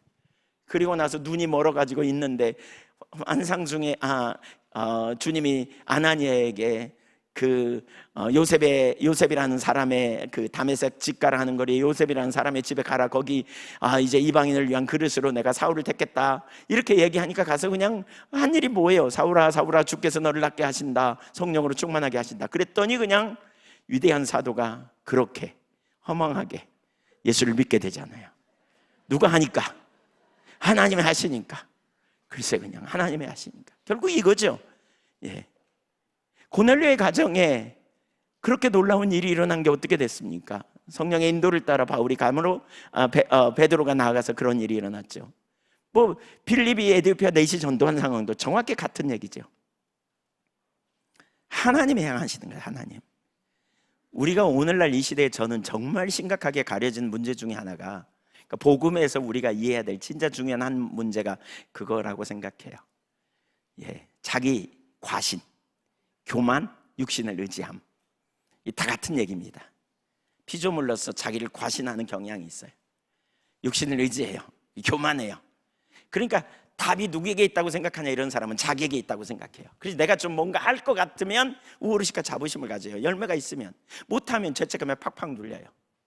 근데 이 사람은 뭐냐, 믿음에 의한 삶을 아무리 머리로 알아도 하나님을 신뢰하는 믿음 안에 거하지 못해. 왜? 주님 바라보는 법을 배우지 못해서 그래요. 육신으로 사는 것이 아니라 그리스도를 의지하며 사는 삶을 배우지 못해서 그래요. 율법주의적인 사고가 그 속에 꽉 사로잡혀서 그래요. 내가 아니요 그리스도라 그러잖아요. 갈라디아서 2장 20절이 그거죠. 내가 이제 그리스도와 함께 십자가에 뭐 했나니? 못 박혔나? 이제는 누가 살아? 내가 아니요 그리스도께서 살아요. 그리스도. 그럼 나는 육체 가운데 사는 것은 나를 신뢰하는 거, 그 육신을 의지하는 거, 내 자원, 내 능력, 내 힘으로 살려는 거, 이거 내리고 나를 사랑해서 나를 위하여 하늘 권리를 포기하고 나를 구원하기 위해 오신 하나님의 지혜요, 하나님의 능력이에요, 하나님의 처방이신 그리스도, 그분을 신뢰하는 믿음 안에 사는 거예요. 그분을 의지하는 삶, 이게 하나님 백성의 삶이죠. 여기 강력한 능력이 있어요. 이런 사람은 우겨쌈을 당해도 쌓이지 않고 답답한 일을 당해도 낙심치 않지요. 왜? 주님이 계시는데. 이걸 잊어버리면, 이걸 놓치잖아요. 그러면 환경 속에서 맨날 낭망하고 맨날 한숨 쉬고 염려하고 이런 사람에게 이렇게 말해주고 싶어요. 그 사고 속에 하나님이 돌아가셨어요. 이걸 실천적 무신론자라고 말해요. 하나님이 안 계셔. 하나님 안 계시니까 맨날 염려해, 맨날 뒤집어져, 맨날 낭망해. 그리고 인본주의적으로 여기저기 어디 사람 방법으로 해볼까 이렇게 나가는 거죠. 하나님 돌아가셨어. 하나님 그 머릿속에서. 입으로는 살아계시지만 머릿속에는 돌아가셨어. 하나님 안 보이니까, 인식이 안 되니까 불신앙에 맨날 눌리는 거죠. 맨날 혼돈이죠. 여러분, 그리스도 안에서 하나님의 약속은 얼마든지 이해가 됩니다. 얼마든지 이해가 돼요. 그 답이 보이지 않아도 절망 안 해. 왜? 우리 주님이 답인데. 길이 안 보여도 절망 안 해. 왜? 우리 주님이 길인데, 그분이 생명인데. 믿습니까? 그래서 전도도 난공불락의 요새 같은 상황을 우리는 만나요. 인생을 살다 보면 수도 없이 만나잖아요. 예, 홍해 앞에 갔어요. 하나님의 인도를 따라갔는데 홍해 앞에 갔단 말이에요. 하나님 인도를 따라갔는데 쓴물 앞에, 먹을 것 없는 환경에, 심지어 하나님 인도를 따라 분명히 갔는데 여리고성 앞에 서요. 난공불락의 요새.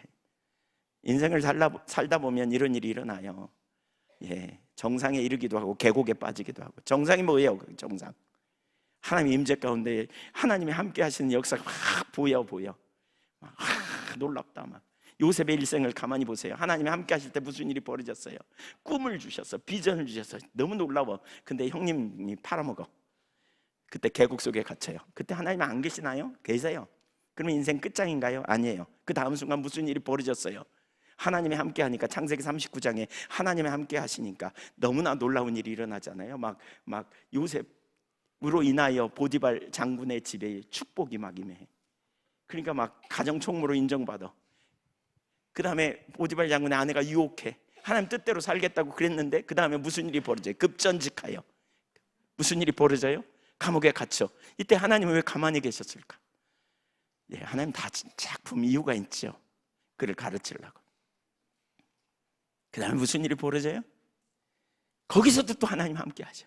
그 다음에 나중에 술다른 관장 꿈을 해석할 때만 해도 요셉은 그냥 신났을 거예요. 나 풀려난다. 근데 계곡에 또 갇혀. 잊어버려버렸어요. 많은 사람들이 이런 계곡에 갇히는 순간에 홍해 앞에나 여리고성 앞에 이런 데다가 집을 짓고 살아요. 많은 사람이. 해봤자 별거 없어. 그냥 예수 믿기 어려워. 그냥 뾰족한 수가 없는 것 같아. 그냥 하나님을 더 이상 기대하는 일도 내리고 그냥 나름 살아가는, 나름 그냥 살아가는. 그러니까 우리의 삶에 능력이 없는 거예요. 여러분 한계를 경험합니까? 그 한계를 뛰어넘는 비결이 하나님께 있습니다. 그리고 그걸 얻는 비결은 기도입니다. 아멘. 예, 우리를 구원하기 위해 하늘 권리를 포기하고 내려오신 하나님의 아들을 믿는 건 뭐예요? 그냥 막연히 믿는 게 아니에요. 그 하나님께 나아가 우리가 구하는 거예요. 찾는 거예요. 적극적으로 그 하나님과의 관계 안에서 그분의 음성을 듣고 그분의 길을 따라 순종하는 자리로 가는 거예요. 예. 사도 바울의 삶은 기도로 점철되어 있어요. 예수님 삶 역시 자세히 보면 그분의 삶은 곧 기도의 삶이었어요. 기도하지 않으니까 우리 삶에 능력이 없는 거죠. 능력이 없는 거죠. 왜 기도하네요? 스스로 과신하니까. 오스카 탐슨의 글을 보면 초자연적인 하나님을 믿지 않는다면 내가 모든 상황을 다 움직여야만 해 라고 생각에 사로잡히게 되고 결국 큰 문제에 봉착하게 된다. 초자연적인 하나님을 믿는다고 해서 아무 노력도 하지 않고 가만히 앉아 있기만 해도 되는 것은 아니다. 우리도 움직여야 한다. 하나님의 사람, 복음을 이해한 사람은 기도한다. 누군가를 섬길 때에도 주님의 은혜 없이는 안 된다. 그래서 주님께 은혜를 구하며 서야 한다. 어떻게 기도해야 될까요? 첫째는 구체적으로 기도하는 거예요. 구체적으로. 두리뭉실 기도하지 말고 구체적으로요. 오스카 담스는 두리뭉실 기도하지 말고 구체적으로 기도하라고 말해요. 뭐가 구체적일까? 우선 이름을 부르면서 그 사람을 생각하면서. 예. 여러분, 사람들이 복음을 받아들이지 못하는 주된 이유가 뭘까요? 가장 주된 이유 중에 하나는요, 세상이 뭐 어떻고 뭐 무슨 상황이 있고 뭐 사조가 어떻더라도요, 제일 중요한 문제가 저는 이거라고 생각해요. 자기가 누군지 몰라서 그래요. 자신이 얼만큼 끔찍한 죄인인지 이 죄의식을 인식해야 돼요. 우리 얼마나 심각한 죄인인지. 그래서 저는 그 안 믿는 사람들을 위해 기도할 때 이 기도를 제일 먼저 합니다. 하나님, 성령님 비춰주세요. 그래서 얼마나 심각한 죄인인지 그 죄를 자각하게 될 때 우리가 멈칫하거든요. 우리 인간의 양심이 있기 때문에 죄를 자각하게 될 때 멈칫하게 돼요. 근데 죄를 한 번만 깨닫는 게 아니고 계속 깨달으면 무슨 생각이 들 거예요? 인간이 자기가 가지고 있는 확신이 흔들리는 경험, 이 경험을 통해서 우리는 겸손해져요. 구체적으로 기도할 필요가 있대. 첫 번째로 기도할 제목이 저는 그거라고 생각해요. 죄를 깨닫게 해달라고. 죄를 깨닫게 해달라고. 제가 가까운 사람 중에 이렇게 신앙생활 잘 못하는 분들을 위해 기도할 때 이 기도를 합니다. 죄를 깨닫게 해달라고. 죄를 선명히 보게 해달라고. 어렸을 때 신앙생활 하다가 떠난 사람들, 죄를 분명히 깨닫게 해달라고. 복음이 뭔지는 들었기 때문에 죄 때문에 그냥 악소리가 나도록 하나님이 해주시면 좋겠다.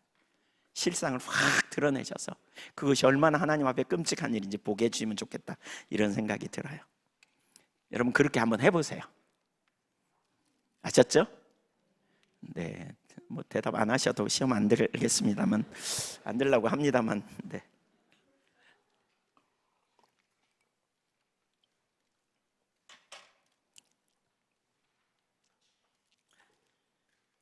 두 번째, 상대방을 섬길 수 있는 지혜를 구하라고 말합니다. 예, 잘 섬기는데도 지혜가 필요하잖아요. 그러니까 잘 섬기려면 지혜가 필요해요. 어떻게 접근해야 되는지, 어떻게 그 사람이 편안하게 되는지, 정말 지혜가 필요하죠. 그래서 하나님 아버지, 이 사람을 어떻게 대해야 할지 저에게 지혜를 주세요. 야고보서 1장 5절에 보면 너희 중에 지혜가 부족하거든, 누구든지 지혜가 부족하거든 모든 사람에게 후히 주시고 꾸짖지 아니하신 하나님께 구하라, 그리하면 주시리라 그랬죠. 하나님은 우리에게 지혜를 주시기를 기뻐하신다고 믿습니다. 네, 믿음으로 구하세요. 사실 하나님이 구해 줄게, 이런 메시지잖아요. 여기 여러분, 이 구절을 다른 개념으로 보면 지혜 줄게, 제발 좀 구해봐, 빨리 구해봐, 이런 의미로 저는 읽어져요. 네. 구할 거예요, 안 구할 거예요? 구하실 거예요, 안 구하실 거예요? 네, 부지런히 구하십시다. 여기 그 오스카 탐슨의 그 책에 이런 얘기가 나와요. 한 소녀가 비에 흠뻑 젖은 고양이를 사랑한 이 소녀는 고양이가 감기에 걸릴까 봐 걱정돼서 오븐에다 집어넣고 불을 켜버렸대요. 진심이야 의심할 바 없지만 지혜가 부족했던 것처럼 우리가 지혜가 부족하면 오히려 문제를 깰 수 있다. 그러니까 그런 것 같아요. 결국 주님의 지혜가 우리 가운데 있어야 돼요.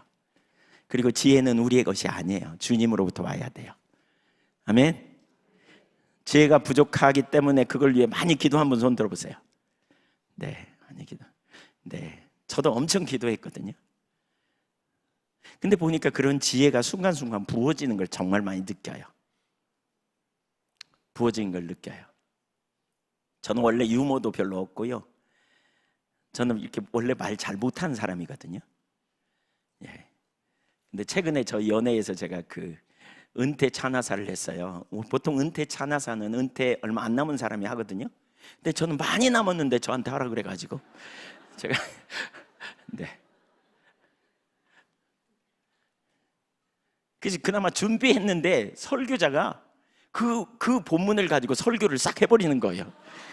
제가 제일 앞에 앉아 있는데 이거 어떻게 하지? 어쨌든 은퇴 찬화사에 대박을 쳤어요. 아니, 제가 생각해도 깜짝 놀랄 만큼. 왜냐하면 은퇴 찬화사 중간에 박수를 2번이나 사람들이 막 박수 치고 그랬어요. 웃고 뒤집어지고 그랬어요. 그랬더니 앞으로 고정적으로 은퇴 찬화사를 전달하라고. 예, 그래서 한 번이면 족하다고 제가 섭섭하고 말겠다고 그랬어요. 제가 왜 이 말을 하냐면요, 은혜예요, 은혜. 순간순간 주시는 지혜라고 봐요. 믿거나 말거나 그렇지만 저는 기도했기 때문에 진짜 제가 그걸 체험해요. 여러분, 주님께 지혜를 적극적으로 구하십시오. 예수님이 십자가를 이 땅에 오셨다는 사실 자체가 뭘 의미하냐면 예수님이 우리를 너무너무 잘 알고 있고 우리의 상태가 어떤지 잘 알고 계세요. 그래서 예수 안에서 사는 것은 그분이 우리의 지혜요, 그분이 우리의 의로움이요, 거룩함이요, 구원함이요, 길이요, 진리요, 생명이며 변호사이며 능력이십니다. 아멘. 그래서 그 안에서 우리가 살아가는 이 삶을 고만좌절하고 그렇게 살아보자고요. 세 번째, 환경을 움직이셔서 그들을 내게 인도해 주시기를 구하라는 거죠. 환경을 움직이시는 하나님, 기도를 통해서. 티모시 워너가 쓴 그의 책 영적 전쟁에 보면 중보기도는 대륙간 탄도미사일이다 이런 표현을 해요. 어떤 사람이 그런다는 거죠. 전쟁터에 나가면서 저는 칼도 없어요, 총도 없어요, 저는 아무것도 할 수 없어요, 전 중보기도만 할 뿐이에요, 이런 사람이 있는데 그런 사람들에게 이렇게 말해준대요. 전쟁터에 나가서 칼 없어도 돼요, 총 없어도 돼요. 근데 당신은 대륙간 탄도미사일을 가지고 있어요. 그렇게. 그러니까 중보기도가 그만큼 강력하다는 거죠. 관계 중심 전도에 나오는 예화 중에 이런 이야기가 있어요. 한 학생이 졸업한 지, 이 오스카 탐슨 박사의 글을 이제 강의를 들은 다음에 졸업했는데 몇 달 후에 학교로 찾아와서 관계를 적은 노트를 보여주면서 이전까지 한 번도 전도한 적이 없었는데 1년 동안 관계원에 있는 이들 중에 38명을 주께로 인도했다고 말했대요. 어떻게요? 기도를 통해서. 하나님 앞에 요 관계중심 전도 요 원리를 활용하되 하나님께서 기도하는 가운데 그런 은혜를 통해서 일을 하게 하셨다는 거예요. 네. 여러분 주변에 동심원을 그리면 구원 못 받은 사람이 한 명도 없는 분 손 들어보세요. 구원 다 받았어, 그런 분 손 들어보세요. 네. 그렇다면 이 말은 여러분 주변에 구원 못 받는 사람이 많이 있다는 얘기잖아요. 맞죠? 네. 맞아요? 그러면 전도해 보실래요? 기도하실래요? 네. 기도하시자고요. 하나님과 친밀한 교제를 누리는 비결은 하나님의 말씀을 들으면 즉각 순종하는 거예요. 그게 요한복음 14장 21절 있잖아요. 너희가 내 말을 듣고 나를 사랑하는 자는 내 말을 듣고 순종하는 자니 나에게 그를 나타내리라 그러셨어요. 하나님의 말씀으로 여겨질 때 즉각 순종하는 태도를 갖는 게 너무너무 중요해요. 그래서 사실 저도 다시 제가 이 관계중심 전도에 대해서 다시 교회에서 많이 나누고 또 저 자신이 먼저 기도하는 일을 좀 더 해야 되겠다 이런 생각을 했습니다. 밑줄을 팍팍 그으면서 제가 일기에다가 그렇게 썼습니다. 세 번째, 다리 놓기. 첫 번째 동심원에서 누구를 전도할 것인가 봤다면, 두 번째 기도하기입니다. 세 번째 다리 놓기, 사람들에게 가는 관계의 다리를 놓는 것입니다. 관계중심 전도는 관계를 통해 영향력을 주는 것으로, 이웃을 사랑함으로 섬김을 통해서 좋은 관계를 맺고 그에게 예수 그리스도를 전하는 것입니다. 다른 말로 하면 관계의 다리를 만들어 하나님의 사랑이 그에게 흘러가도록 만드는 것입니다. 그래서 다리 놓기는 중요합니다. 우리가 기도할 때 하나님이 환경을 움직이신다 그랬잖아요.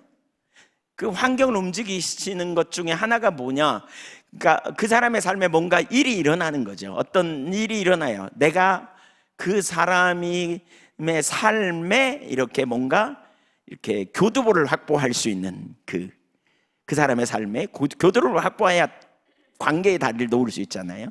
그렇죠? 뭔가 그 일이 일어나는 거죠. 그래서 오스카 탐슨이 이렇게 말합니다. 다리 놓기란 한 사람의 삶의 필요를 채워주는 것이다. 관계를 만들 수 있도록 관심을 보이는 것이다. 부드러운 손길이며 따뜻한 미소다. 사람들에게 겁을 주는 사람은 사실 자신이 겁을 먹었기 때문에 그런 것이다. 하나님의 종은 항상 사랑하고 필요를 채워주는 사람이다.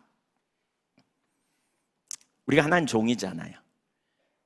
그러니까 주변의 사람들을 전도하고 위해서 기도하고 관심 갖고, 그 다음에 그 사람의 인생에 뭔가 있으면 그 사람에게 다리 놓는 과정을 통해서 나가는 거예요. 계속 좀 읽어볼게요. 다리의 목적은 무엇인가? 한 편에서 다른 편으로 건너가게 하는 것이다. 그러므로 그리스도인은 우리가 다리를 놓는 것은 이 세계에서 다른 세계로 건너가기 위한 관계를 놓는 것이다. 그 다리를 건너 우리가 상대방의 세계로 갈 때 그 사람도 안심하고 우리 세계로 건너온다. 즉 관계를 만드는 것, 자연스러운 관계성을 만드는 이 과정이 바로 여기 세 번째 단계에서 있는 것이죠. 지속적인 과정. 바울 사도가 그러잖아요. 다리 놓기 위해 자신의 삶을 조정한 일들. 그래서 고린도전서 9장 19절에 보면, 내가 모든 사람에게 자유로우나 스스로 모든 사람에게 종이 된 것은 더 많은 사람을 얻고자 함이라. 우리에게 이 자세가 정말 중요합니다. 네, 이 자세가. 예. 그러니까 20절 보면, 유대인에게는 내가 유대인과 같이 된 것은 유대인들을 얻고자 하며, 율법 아래 있는 자들에게 내가 율법 아래 있지 아니하나 율법 아래 있는 자 같이 된 것은 율법 아래에 있는 자들을 얻고자 함이라. 율법 없는 자에게는 내가 하나님께는 율법 없는 자가 아니요 도리어 그리스도의 율법 아래에 있는 자나 율법 없는 자와 같이 된 것은 율법 없는 자들을 얻고자 함이라. 약한 자들에게는 내가 약한 자 같이 된 것은 내가 그들을 얻고자 함이라. 여러 사람에게 여러 모습이 된 것은 그들을 아무쪼록 몇 사람에도 구원하고자 한다. 그러니까 사도 바울도 이 다리 놓기에 엄청 힘썼던 걸 볼 수 있죠. 그 사람과 관계를 맺기 위해서 공통점을 찾고 공통 분모의 이야기를 나누고, 그리고 어떻게든지 다리를 놓기 위해 애쓰는. 왜 관계의 다리를 놓아야 되는지 알겠습니까? 사람들을 인도하기 위한 것이지요. 그래서 9장 23절에 내가 복음을 위하여 모든 것을 행하면 복음에 참여하고자 함이라 이렇게 말합니다. 공감함으로 말미암아 그들의 필요와 삶의 방식에 공감함으로 말미암아 그들을 그리스도께로 인도하는 일, 이것이 바울의 태도였습니다. 우리가 그런 열린 자세를 참 가져야죠. 그런 열린 태도가 우리에게 필요해요. 맞습니까? 네, 교회 안에서도 그러더라고요. 목회가 사실 그런 영역인 것 같아요. 목회가 사람들을 그 수준에 맞게, 그 생각에 맞게 이야기하고 나누고 이렇게 함께 하는 게 진짜 중요한 것 같아요. 아까 제가 그런 얘기 했잖아요. 관계를 잘 맺기 위해서는 소통이 필요하죠. 근데 소통을 잘 하려면요, 상대방의 언어를 이해하는 게 또 중요하더라고요. 언어를. 제가 제 아내랑 25년 동안 어떤 언어를 가지고 다툰, 좀 제 마음이 상한 게 있었어요. 25년이 지난 다음에 제 아내의 어휘를 이해했어요. 그 말이 힘들다는 말이구나. 그걸 이해하니까 교회 성도님 중에 어떤 분이 조금만 힘들면 저한테 와서 그냥 어거지 비슷한 말을 하셨던 분이 있어요. 제가 그때 깨달았어요. 어느 날 퍼뜩 보니까 그게 보이더라고요. 저분이 지금 힘들다는 말을 하고 있구나. 그러니까 중심의 상대편을 품게 되고요, 정말 사랑으로 대해주게 되더라고요. 엄청 변했습니다. 지금은 너무나 놀랍게 변했습니다. 저도 중심에 그걸 이해하게 되니까 상대편을 진짜 중심에 사랑하게 되고 섬기는 마음이 부어지더라고요. 이런 노력이 정말 필요한 것 같아요. 노력이 필요한 것 같아요. 그래서 참 사람 아는데 참 이게 참 은혜가 아니면 이게 불가능해요. 그런 것 같죠? 예. 우리는 자칫하면 우리 기준의 상대편을 들어오게 하거든요. 근데 우리가 섬기는 자리에 서려면 상대방의 삶의 방식, 언어 방식, 생활 영역으로 들어가야 돼요. 그래서 다리 놓는 자리로 가는 거죠. 예, 접점 활용. 이걸 우리가 잘 활용하는 게 얼마나 중요한지 모르겠다 싶어요. 네. 어떻게 다리를 놓을까? 구체적으로 말하면 오스카 탐슨 두 가지를 얘기해요. 기쁨의 순간에 다리 놓기, 슬픔의 위기의 순간에 다리 놓기, 함께하기. 그러니까 기쁨의 순간, 생일, 출산, 결혼 또는 승진 뭐 이런 기뻐하는 자와 함께 기뻐할 때, 이건 접근하는데 매우 좋은 방법이죠. 예. 근데 이런 기쁨의 순간에 함께해서 다리를 놓는 것도 참 필요한데요, 슬픔과 위기의 순간에 함께하는 것은 더 큰 영향력이 있는 것 같아요. 장례식은 정말 좋은 기회예요. 제가 저희 부모님은 일찍 돌아가시고 장모님이 좀 늦게 돌아가셨어요. 근데 어렸을 때부터 그러니까 결혼하자마자부터 장모님께 엄청난 사랑을 받고 장모님이 돌아가셨을 때 그게 참 생각보다 이렇게 크더라고요, 마음이. 근데 그때 이렇게 사람들이 방문하는 것이 굉장히 위로가 되더라고요. 그러면서 제가 하나님 앞에 엄청 회개했습니다. 내가 목회 잘못하고 있구나. 최소한 부모님 또 정말 사랑하는 사람 잃었을 때 함께 하는 게 이게 정말 필요한 일이구나. 물론 지금도 잘 못하고 있습니다만. 그래서 제가 그때 그렇게 기도했습니다. 하나님, 이제 저기 교회 성도님들 부모님이나 이렇게 돌아가실 때는 제가 꼭 참석하게 해달라고. 근데 그 기도가 응답돼 가지고요, 제가 쉬는 날만 돌아가십니다. 진짜 어쩜 그렇게 맞추는지 모르겠어요. 아이고, 네. 감사해요 한편으로는. 근데 네, 좀 쉬려 그러면 돌아가셨다. 예, 그것도 딱 맞춰서 이렇게. 네, 감사해요. 네. 근데 이런 게 정말 이게 필요한 것 같아요. 특별히 누군가가 가장 힘들고 어려운 순간에 함께 해주는 것, 이게 굉장한 위로가 되는 거죠. 어떤 사고로 어려움을 당하는 순간에, 또 질병으로 고통당하는 순간에, 어떤 위기를 만났을 때, 어려움이 있거나 위기의 순간, 혹은 몸이 아플 때, 저희도 이제 저도 개인적으로 저희 아파트로 이사해가지고 그 앞에 집을 놓고 계속 기도하는데, 어떻게 접촉할 수 있을까, 접촉점을 달라고 기도하는 가운데 최근에 그 집에 어려움이 와가지고요, 접촉하는 계기가 됐어요. 접촉하는 계기가 아주 좋은 계기가 됐어요. 별로 저한테 이렇게 막 호감적으로 안 대하더니 요즘은 엄청 부드러워지고요. 예. 제가 목사라는 걸 알고 나서부터 더 그냥 저에게 이렇게 기도해 달라고 이러고, 그래서 좋은 접촉점이. 그러니까 어려운 순간에는 문을 열고 들어가도요, 이렇게 받아요. 사랑으로 잘 섬기면, 지혜롭게 섬기면. 그래서 너무 좋은 기회가 되는 것 같아요. 그래서 우리가 전도하기 위해서, 영혼을 구원하기 위해서 이런 시간을 잘 활용하는 것 정말 중요하죠. 예, 정말 중요해요. 특별히 여기 목사님들도 계시고 그런데, 또 소그룹 리더들, 성도들을 잘 섬기는 데 있어서 여러분의 말, 권위가 생기려면요, 좋은 관계성, 신뢰하는 관계가 주어져야, 그 가운데 있어야 권위가 생깁니다. 여러분의 권면이 통합니다. 제가 교회에서 때로는 어떤 가정에 가가지고는 인사하면서 싱글싱글 웃으면서 가서 인사하면서 그러거든요. 아이고 잘 계시냐고 그러면 엄청 반가워하죠. 그러고 나서 할 말 있어서 왔다 그래요. 그 뭐냐고 그러면 왜 11조 안 하세요? 이렇게 네. 근데 아무한테나 그렇진 않아요. 관계가 된 사람한테는 그렇게 해요. 왜요? 그게 올바르니까. 근데 관계가 안 된 사람한테는 그런 말 절대 안 해요. 그래서 관계 갖는 것이 얼마나 중요한지 확장성이 있어요. 네. 그런 시간을 갖기 위해서 우리가 어려움, 위기, 문제가 있을 때 가서 적극적으로 돕고 섬기는 일이 결국 상대편의 마음을 열게 하는 너무너무 좋은, 저희 관계 전도에 진짜 그 좋은 일들이 저희 예한교회에서 일어나는데, 그 중에 하나가 국제학생회라고 외국인 유학생들 섬기는 사역을 하고 있거든요. 근데 그들 중에는 뭐 해교권, 뭐 복음을 들어보지도 못한 친구들 많아요. 근데 그들이 교회 많이 옵니다. 뭐 저희 그때 언젠가 체육대 할 때는 히잡 쓴 자매들도 몇 명 와가지고 같이 체육대 하는데 와서 있고, 또 제가 삥 둘러서서 손잡고 기도하자 그랬더니 어떻게 하나 봤더니 다 눈 감고 이러고 있더라고요. 히잡도 썼는데. 문화교실 뭐 이런 거 하는데 교회 들어오기도 하고.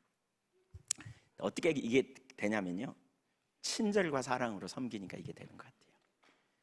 어마어마한 친절과 사랑, 적극적인 섬김, 이걸 통해서 상대편의 마음이 확 열리는 그런 일들, 그런, 자세히 말하기는 그렇지만 그런 일들이 되게 많습니다. 사랑을 통해서 마음이 확 무너지면서, 엄마라 그래요. 자기보다 나이가 그렇게 많지 않은 사람들한테 엄마라고 그러고 막 그러면서 이렇게 관계가 되니까 복음도 받아들이게 되고, 또 이렇게 일이 일어나는 것 같아요. 네 번째, 다리가 놓여진 다음에 사랑의 표현입니다. 다리가 놓여지면 그 대상자에게 하나님의 사랑을 보이는 것으로 이제 가야 하는 것이죠. 하나님은 우리로 이웃을 사랑하라고 하셨습니다. 사랑은 뭐예요? 필요를 채우는 것. 사랑은 상대편을 존중히 여기는 것이고, 상대편에 대한 관심을 갖는 것이면서 동시에 필요를 채우는 것이죠.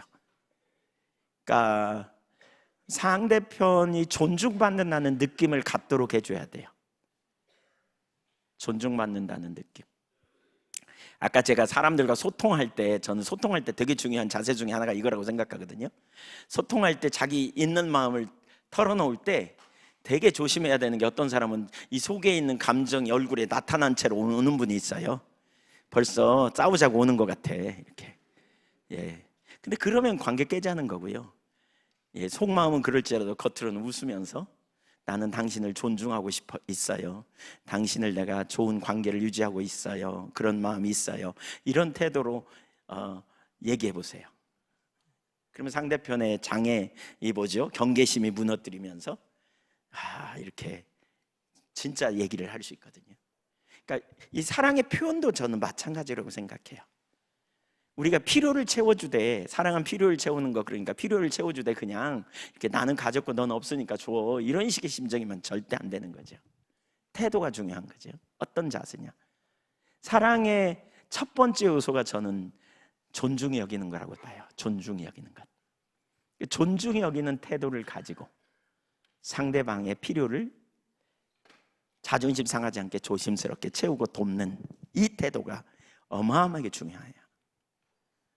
하나님께서 사람들을 이끄실 때 우리가 어떻게 반응하느냐가 중요한데, 바로 그때 자기를 부인하고 하나님 중심적인 자리로 상대편을 사랑하는 거죠. 예수님이 그러셨잖아요. 내가 너희를 사랑한 것처럼 너희가 서로 사랑하라 그랬어요. 우리 사랑의 기준은 예수님이 우리를 사랑하신 것처럼 이웃을 사랑한 자리로 가는 거죠. 그래서 우리가 주님의 사랑으로 이웃을 섬기는 자리로 가야 되는. 근데 이때 중요한 게 있어요. 뭐냐면 이때도, 그래서 복음이 기초가 돼야 되는데, 하나님과 개인적인 교제가 우리에게 되게 중요해요. 그러니까 뭐죠? 자기 자원으로 섬기다가 상처받아 넘어져 버린 사람 결코 적지 않거든요. 근데 우리는 통로일 뿐임을 기억해야 돼요. 통로. 하나님으로부터 와야 되고 공급받아야 된다는 사실을 인식하고, 하나님과의 관계 안에서 친밀한 교제, 하나님이 나를 아시고 나를 사랑하시고 나와 함께 있다는 사실을 인식하면, 누군가가 나에게 어떤 때는 섬기다가 좀 내가 너무 그냥 상대편에게 섬기는데 상대편은 그걸 우습게 여기고 뭐 나를 뭐 이렇게 생각해도 그냥 하나님의 마음 가지고 우리가 이렇게 자유할 수 있잖아요. 그래서 무엇보다 우리가 하나님을 향한, 하나님과의 온전한 관계 안에 그분의 사랑을, 또 그분의 사랑, 하나님을 향한 사랑, 잃어버린 자들을 사랑하는 것보다 앞서 있을 때 이게 가능한 거죠. 네.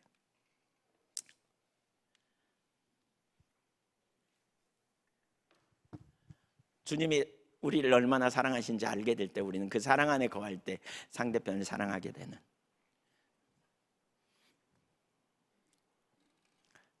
오늘 아침에 일어나서 기도하는데, 아침에 일어나서 기도하는 데가 아니라 제가 아침에 눈을 뜨자마자 이런 말씀과 함께 깨났어요. 이럴 때가 많거든요. 이런 말씀과 함께 눈을 떴어요. 이거예요. 뭐냐면 다른 사람은 어떻게 되든지 너는 나를 따르라. 다른 사람은 어떻게 되든지, 요한복음 21장에 나오는 말씀이죠. 너는 나를 따르라. 다른 사람은 어떻게 하든지 상관하지 말고 너는 나를 따르라. 그러니까 우리가 하나님과 개인적인 친밀한 교제 안에서 하나님을 알고 그분의 사랑 안에 거해야 우리가 실제 삶에서도 주님을 따르는 삶을 살 수 있어요. 다른 사람이 어떻게 행하든지 상관없이. 네. 한 발 더 나가 볼까요? 그렇게 살기 원하시죠, 여러분도? 네. 네, 아멘이 적어서 그 다음 말 안 할래.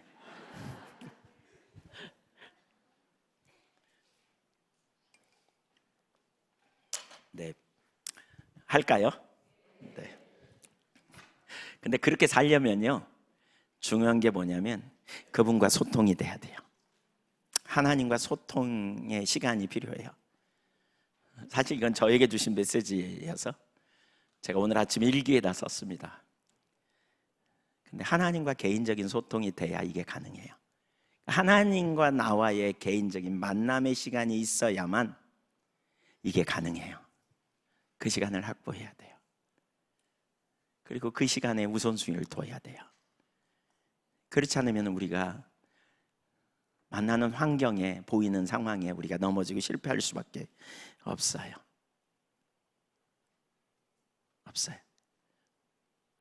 근데 오늘 아침 그 주셨던 말씀이 있다. 기도사 시간이 없어서 할 수 있을지 모르겠는데 그것과 좀 연결되어 있다는 생각이 들어요. 여러분 중에 어떤 분은 못이 박히다가 안 박힌 것처럼, 근데 들어가지도 않고 더 이상 치면 구부러지는 그런 상태에 있는 것처럼 느껴지는 분들이 계시지 않나 싶고요. 근데 그런 분들을 그런 자리로 초청하시는 것 같아요. 하나님과의 관계 안에 이렇게 지금 나눈 그 부분. 네. 시간이 없습니다. 5번째 복음 전하기에 넘어가겠습니다. 누군가를 위해 기도하고 관계를 가꾸고 그에게 필요를 채움으로 사랑하게 되면 이제 그에게 복음을 전해야 할 때가 옵니다. 우리는 놀라운 비밀을 알아요. 구원이죠. 근데 전하지 않고서는 구원을 받을 수 없습니다. 그렇죠? 들어야 하는데 전파하는 자가 없이 어떻게 믿겠느냐. 로마서 10장 13절 14절에 말하죠. 그러니까 무엇보다 그러기 위해서 중요한 게 우리 자신이 먼저 복음의 확신 안에 거하는 게 되게 중요하다 그랬죠. 확신, 주대심에 대한 확신, 공적 진리라고 하는 확신 안에 거하는 게 되게 중요하죠. 저는 십자가 복음을 오랫동안 정말 생각하면서 그런 생각이 되게 많이 들어요. 우리가 너무나 기본적인 것들을 놓치고 있구나. 제가 최근에 여기저기 집회를 이렇게 가면서 들은 얘기가 그런 얘기인 것 같아요. 어느 군산에 어느 교회 집회 갔더니 그러더라고요. 2번째 시간 되니까 목사님이 나와서 여러분은 지금 히딩크가 한국 축구를 바꿔놓은 것처럼 기본기를 배우고 있습니다. 제가 거기서는 한 타임에 3시간씩 설교했거든요. 거기는 7시부터 집회라 그랬는데 7시부터 10시까지 7시 되면 다 와 있어 사람들이. 야, 그런 교회에서 목회하고 싶대요. 앞에서부터 다 자리 채워가지고 이렇게. 네. 2층에 있는 사람은 가래. 아래부터 채우라고 막 이렇게 막 말하는. 근데 마지막 날 그 5번째 시간은 시작할 때 그러더라고요. 이번 집회는 뼈를 교정하는 집회라고. 이렇게. 사실 오늘 한국 교회가 우리가 능력이 없는 이유는 기본을 놓쳐서 그런 것 같아요. 기본. 기초가 튼튼하면요 문제될 거 없는데 이만큼 와 있는 것 같은데 기초가 안 돼 있는 거예요. 그러니까 이만큼은 머리로 아는데 여기서 안 돼 버리니까 다 뒤집어져 버린 거예요. 가장 기본적인 요소들부터 우리가 분명히 설 수 있다면 그 기본 중에 기본이 복음 아닙니까? 복음. 여기에 기초하면 여기에 모든 답이 있죠. 그래서 사실 우리가 복음을 전하는데 우리 자신이 먼저 그런 부분에 십자가 복음 하나님께서 우리 가운데 허락하셨고 그런 메시지를 우리가 가까이 접하고 또 나누고 그런데 여러분 부지런히 복음의 기초 위에 우리 자신이 서서 이제 우리가 그 복음으로 무장되어지는 게 무엇보다 우선적으로 중요한 거죠. 그 기초에 서서 우리가 선교적 삶으로 나아가는 일, 이게 너무너무 중요하죠. 그래서 오스카 탐슨이 이렇게 말해요. 복음 전도 이렇게 많은 사람들이 그런다는 거죠. 저는 말을 잘 못해요. 그러니까 삶으로 보일래요. 이렇게 말한다는 거예요. 근데 그렇게 하는 이유가 3가지다 그러면서 첫째, 그러니까 그런 이유에 대해서 이렇게 말하는데 그 중에 하나는 뭐냐? 개인적으로 예수님 몰라서 그렇다. 뭐 이런 얘기하죠. 예수님 잘 몰라서 그렇다. 한마디로 복음을 잘 몰라서 그렇다는 거예요. 두 번째로는 두려움 때문이다. 우리가 그리스도와의 관계에 확신이 없고 그리스도 안에서 자신이 누구인지 제대로 이해하지 못하면 다른 이들의 행동이나 생각을 두려워하게 된다. 이것이 무너져야 한다. 이렇게 표현해요. 많은 목회자들, 복음 전하는 자들의 문제가 이것이라고 이렇게 말합니다. 거절받지 않을까 하는 두려움. 그리스도 안에서 우리의 신분이 뭔지 제대로 이해하지 못하는. 사실 그래서 우리가 이런 부분을 자꾸 다시 생각해 봐야 돼요. 자꾸 돌아봐야 돼요. 거기에 분명히 서 있다면 우리가 믿는 바가 무엇인지 알고 우리의 삶이 그 자리로 나가게 될 거거든요. 그렇게 될 때 하나님께서 정말 우리에게 주신 복음에 기초하여 공적 진리인 걸 알고 우리가 삶을 살 뿐만이 아니라 우리가 주변 사람들과 올바른 관계를 가꾸고 또 그 관계를 통해서 가장 좋은 것이 예수 그리스도 안에 있는 삶. 저는 개인적으로 복음의 가장 강력한 능력 중에 하나가 그렇죠? 하나님이 우리의 아버지가 되셔서 우리가 그분의 유업을 힘입어 살아가는, 우리 자원이 아니라 하나님 자원을 힘입어서 살아가는, 우리가 영원한 죄 문제가 해결하고 영원한 생명을 얻은 것뿐만이 아니라 그 이후에 우리의 삶이 하나님의 자원으로 산다는 것이 얼마나 놀라운 일인지, 우겨쌈을 당해도 쌓일 이유가 없는, 답답한 일을 당해도 낙심 않는, 절망이 없는 이 삶이 얼마나 강력한 것인가. 인생의 진정한 해답이 주님 안에 있고 우주를 창조하신 하나님이 우리 하나님이시라는 게 얼마나 놀라운 일인지, 이 사실을 아는 게 얼마나 중요한지 모르겠다 싶습니다.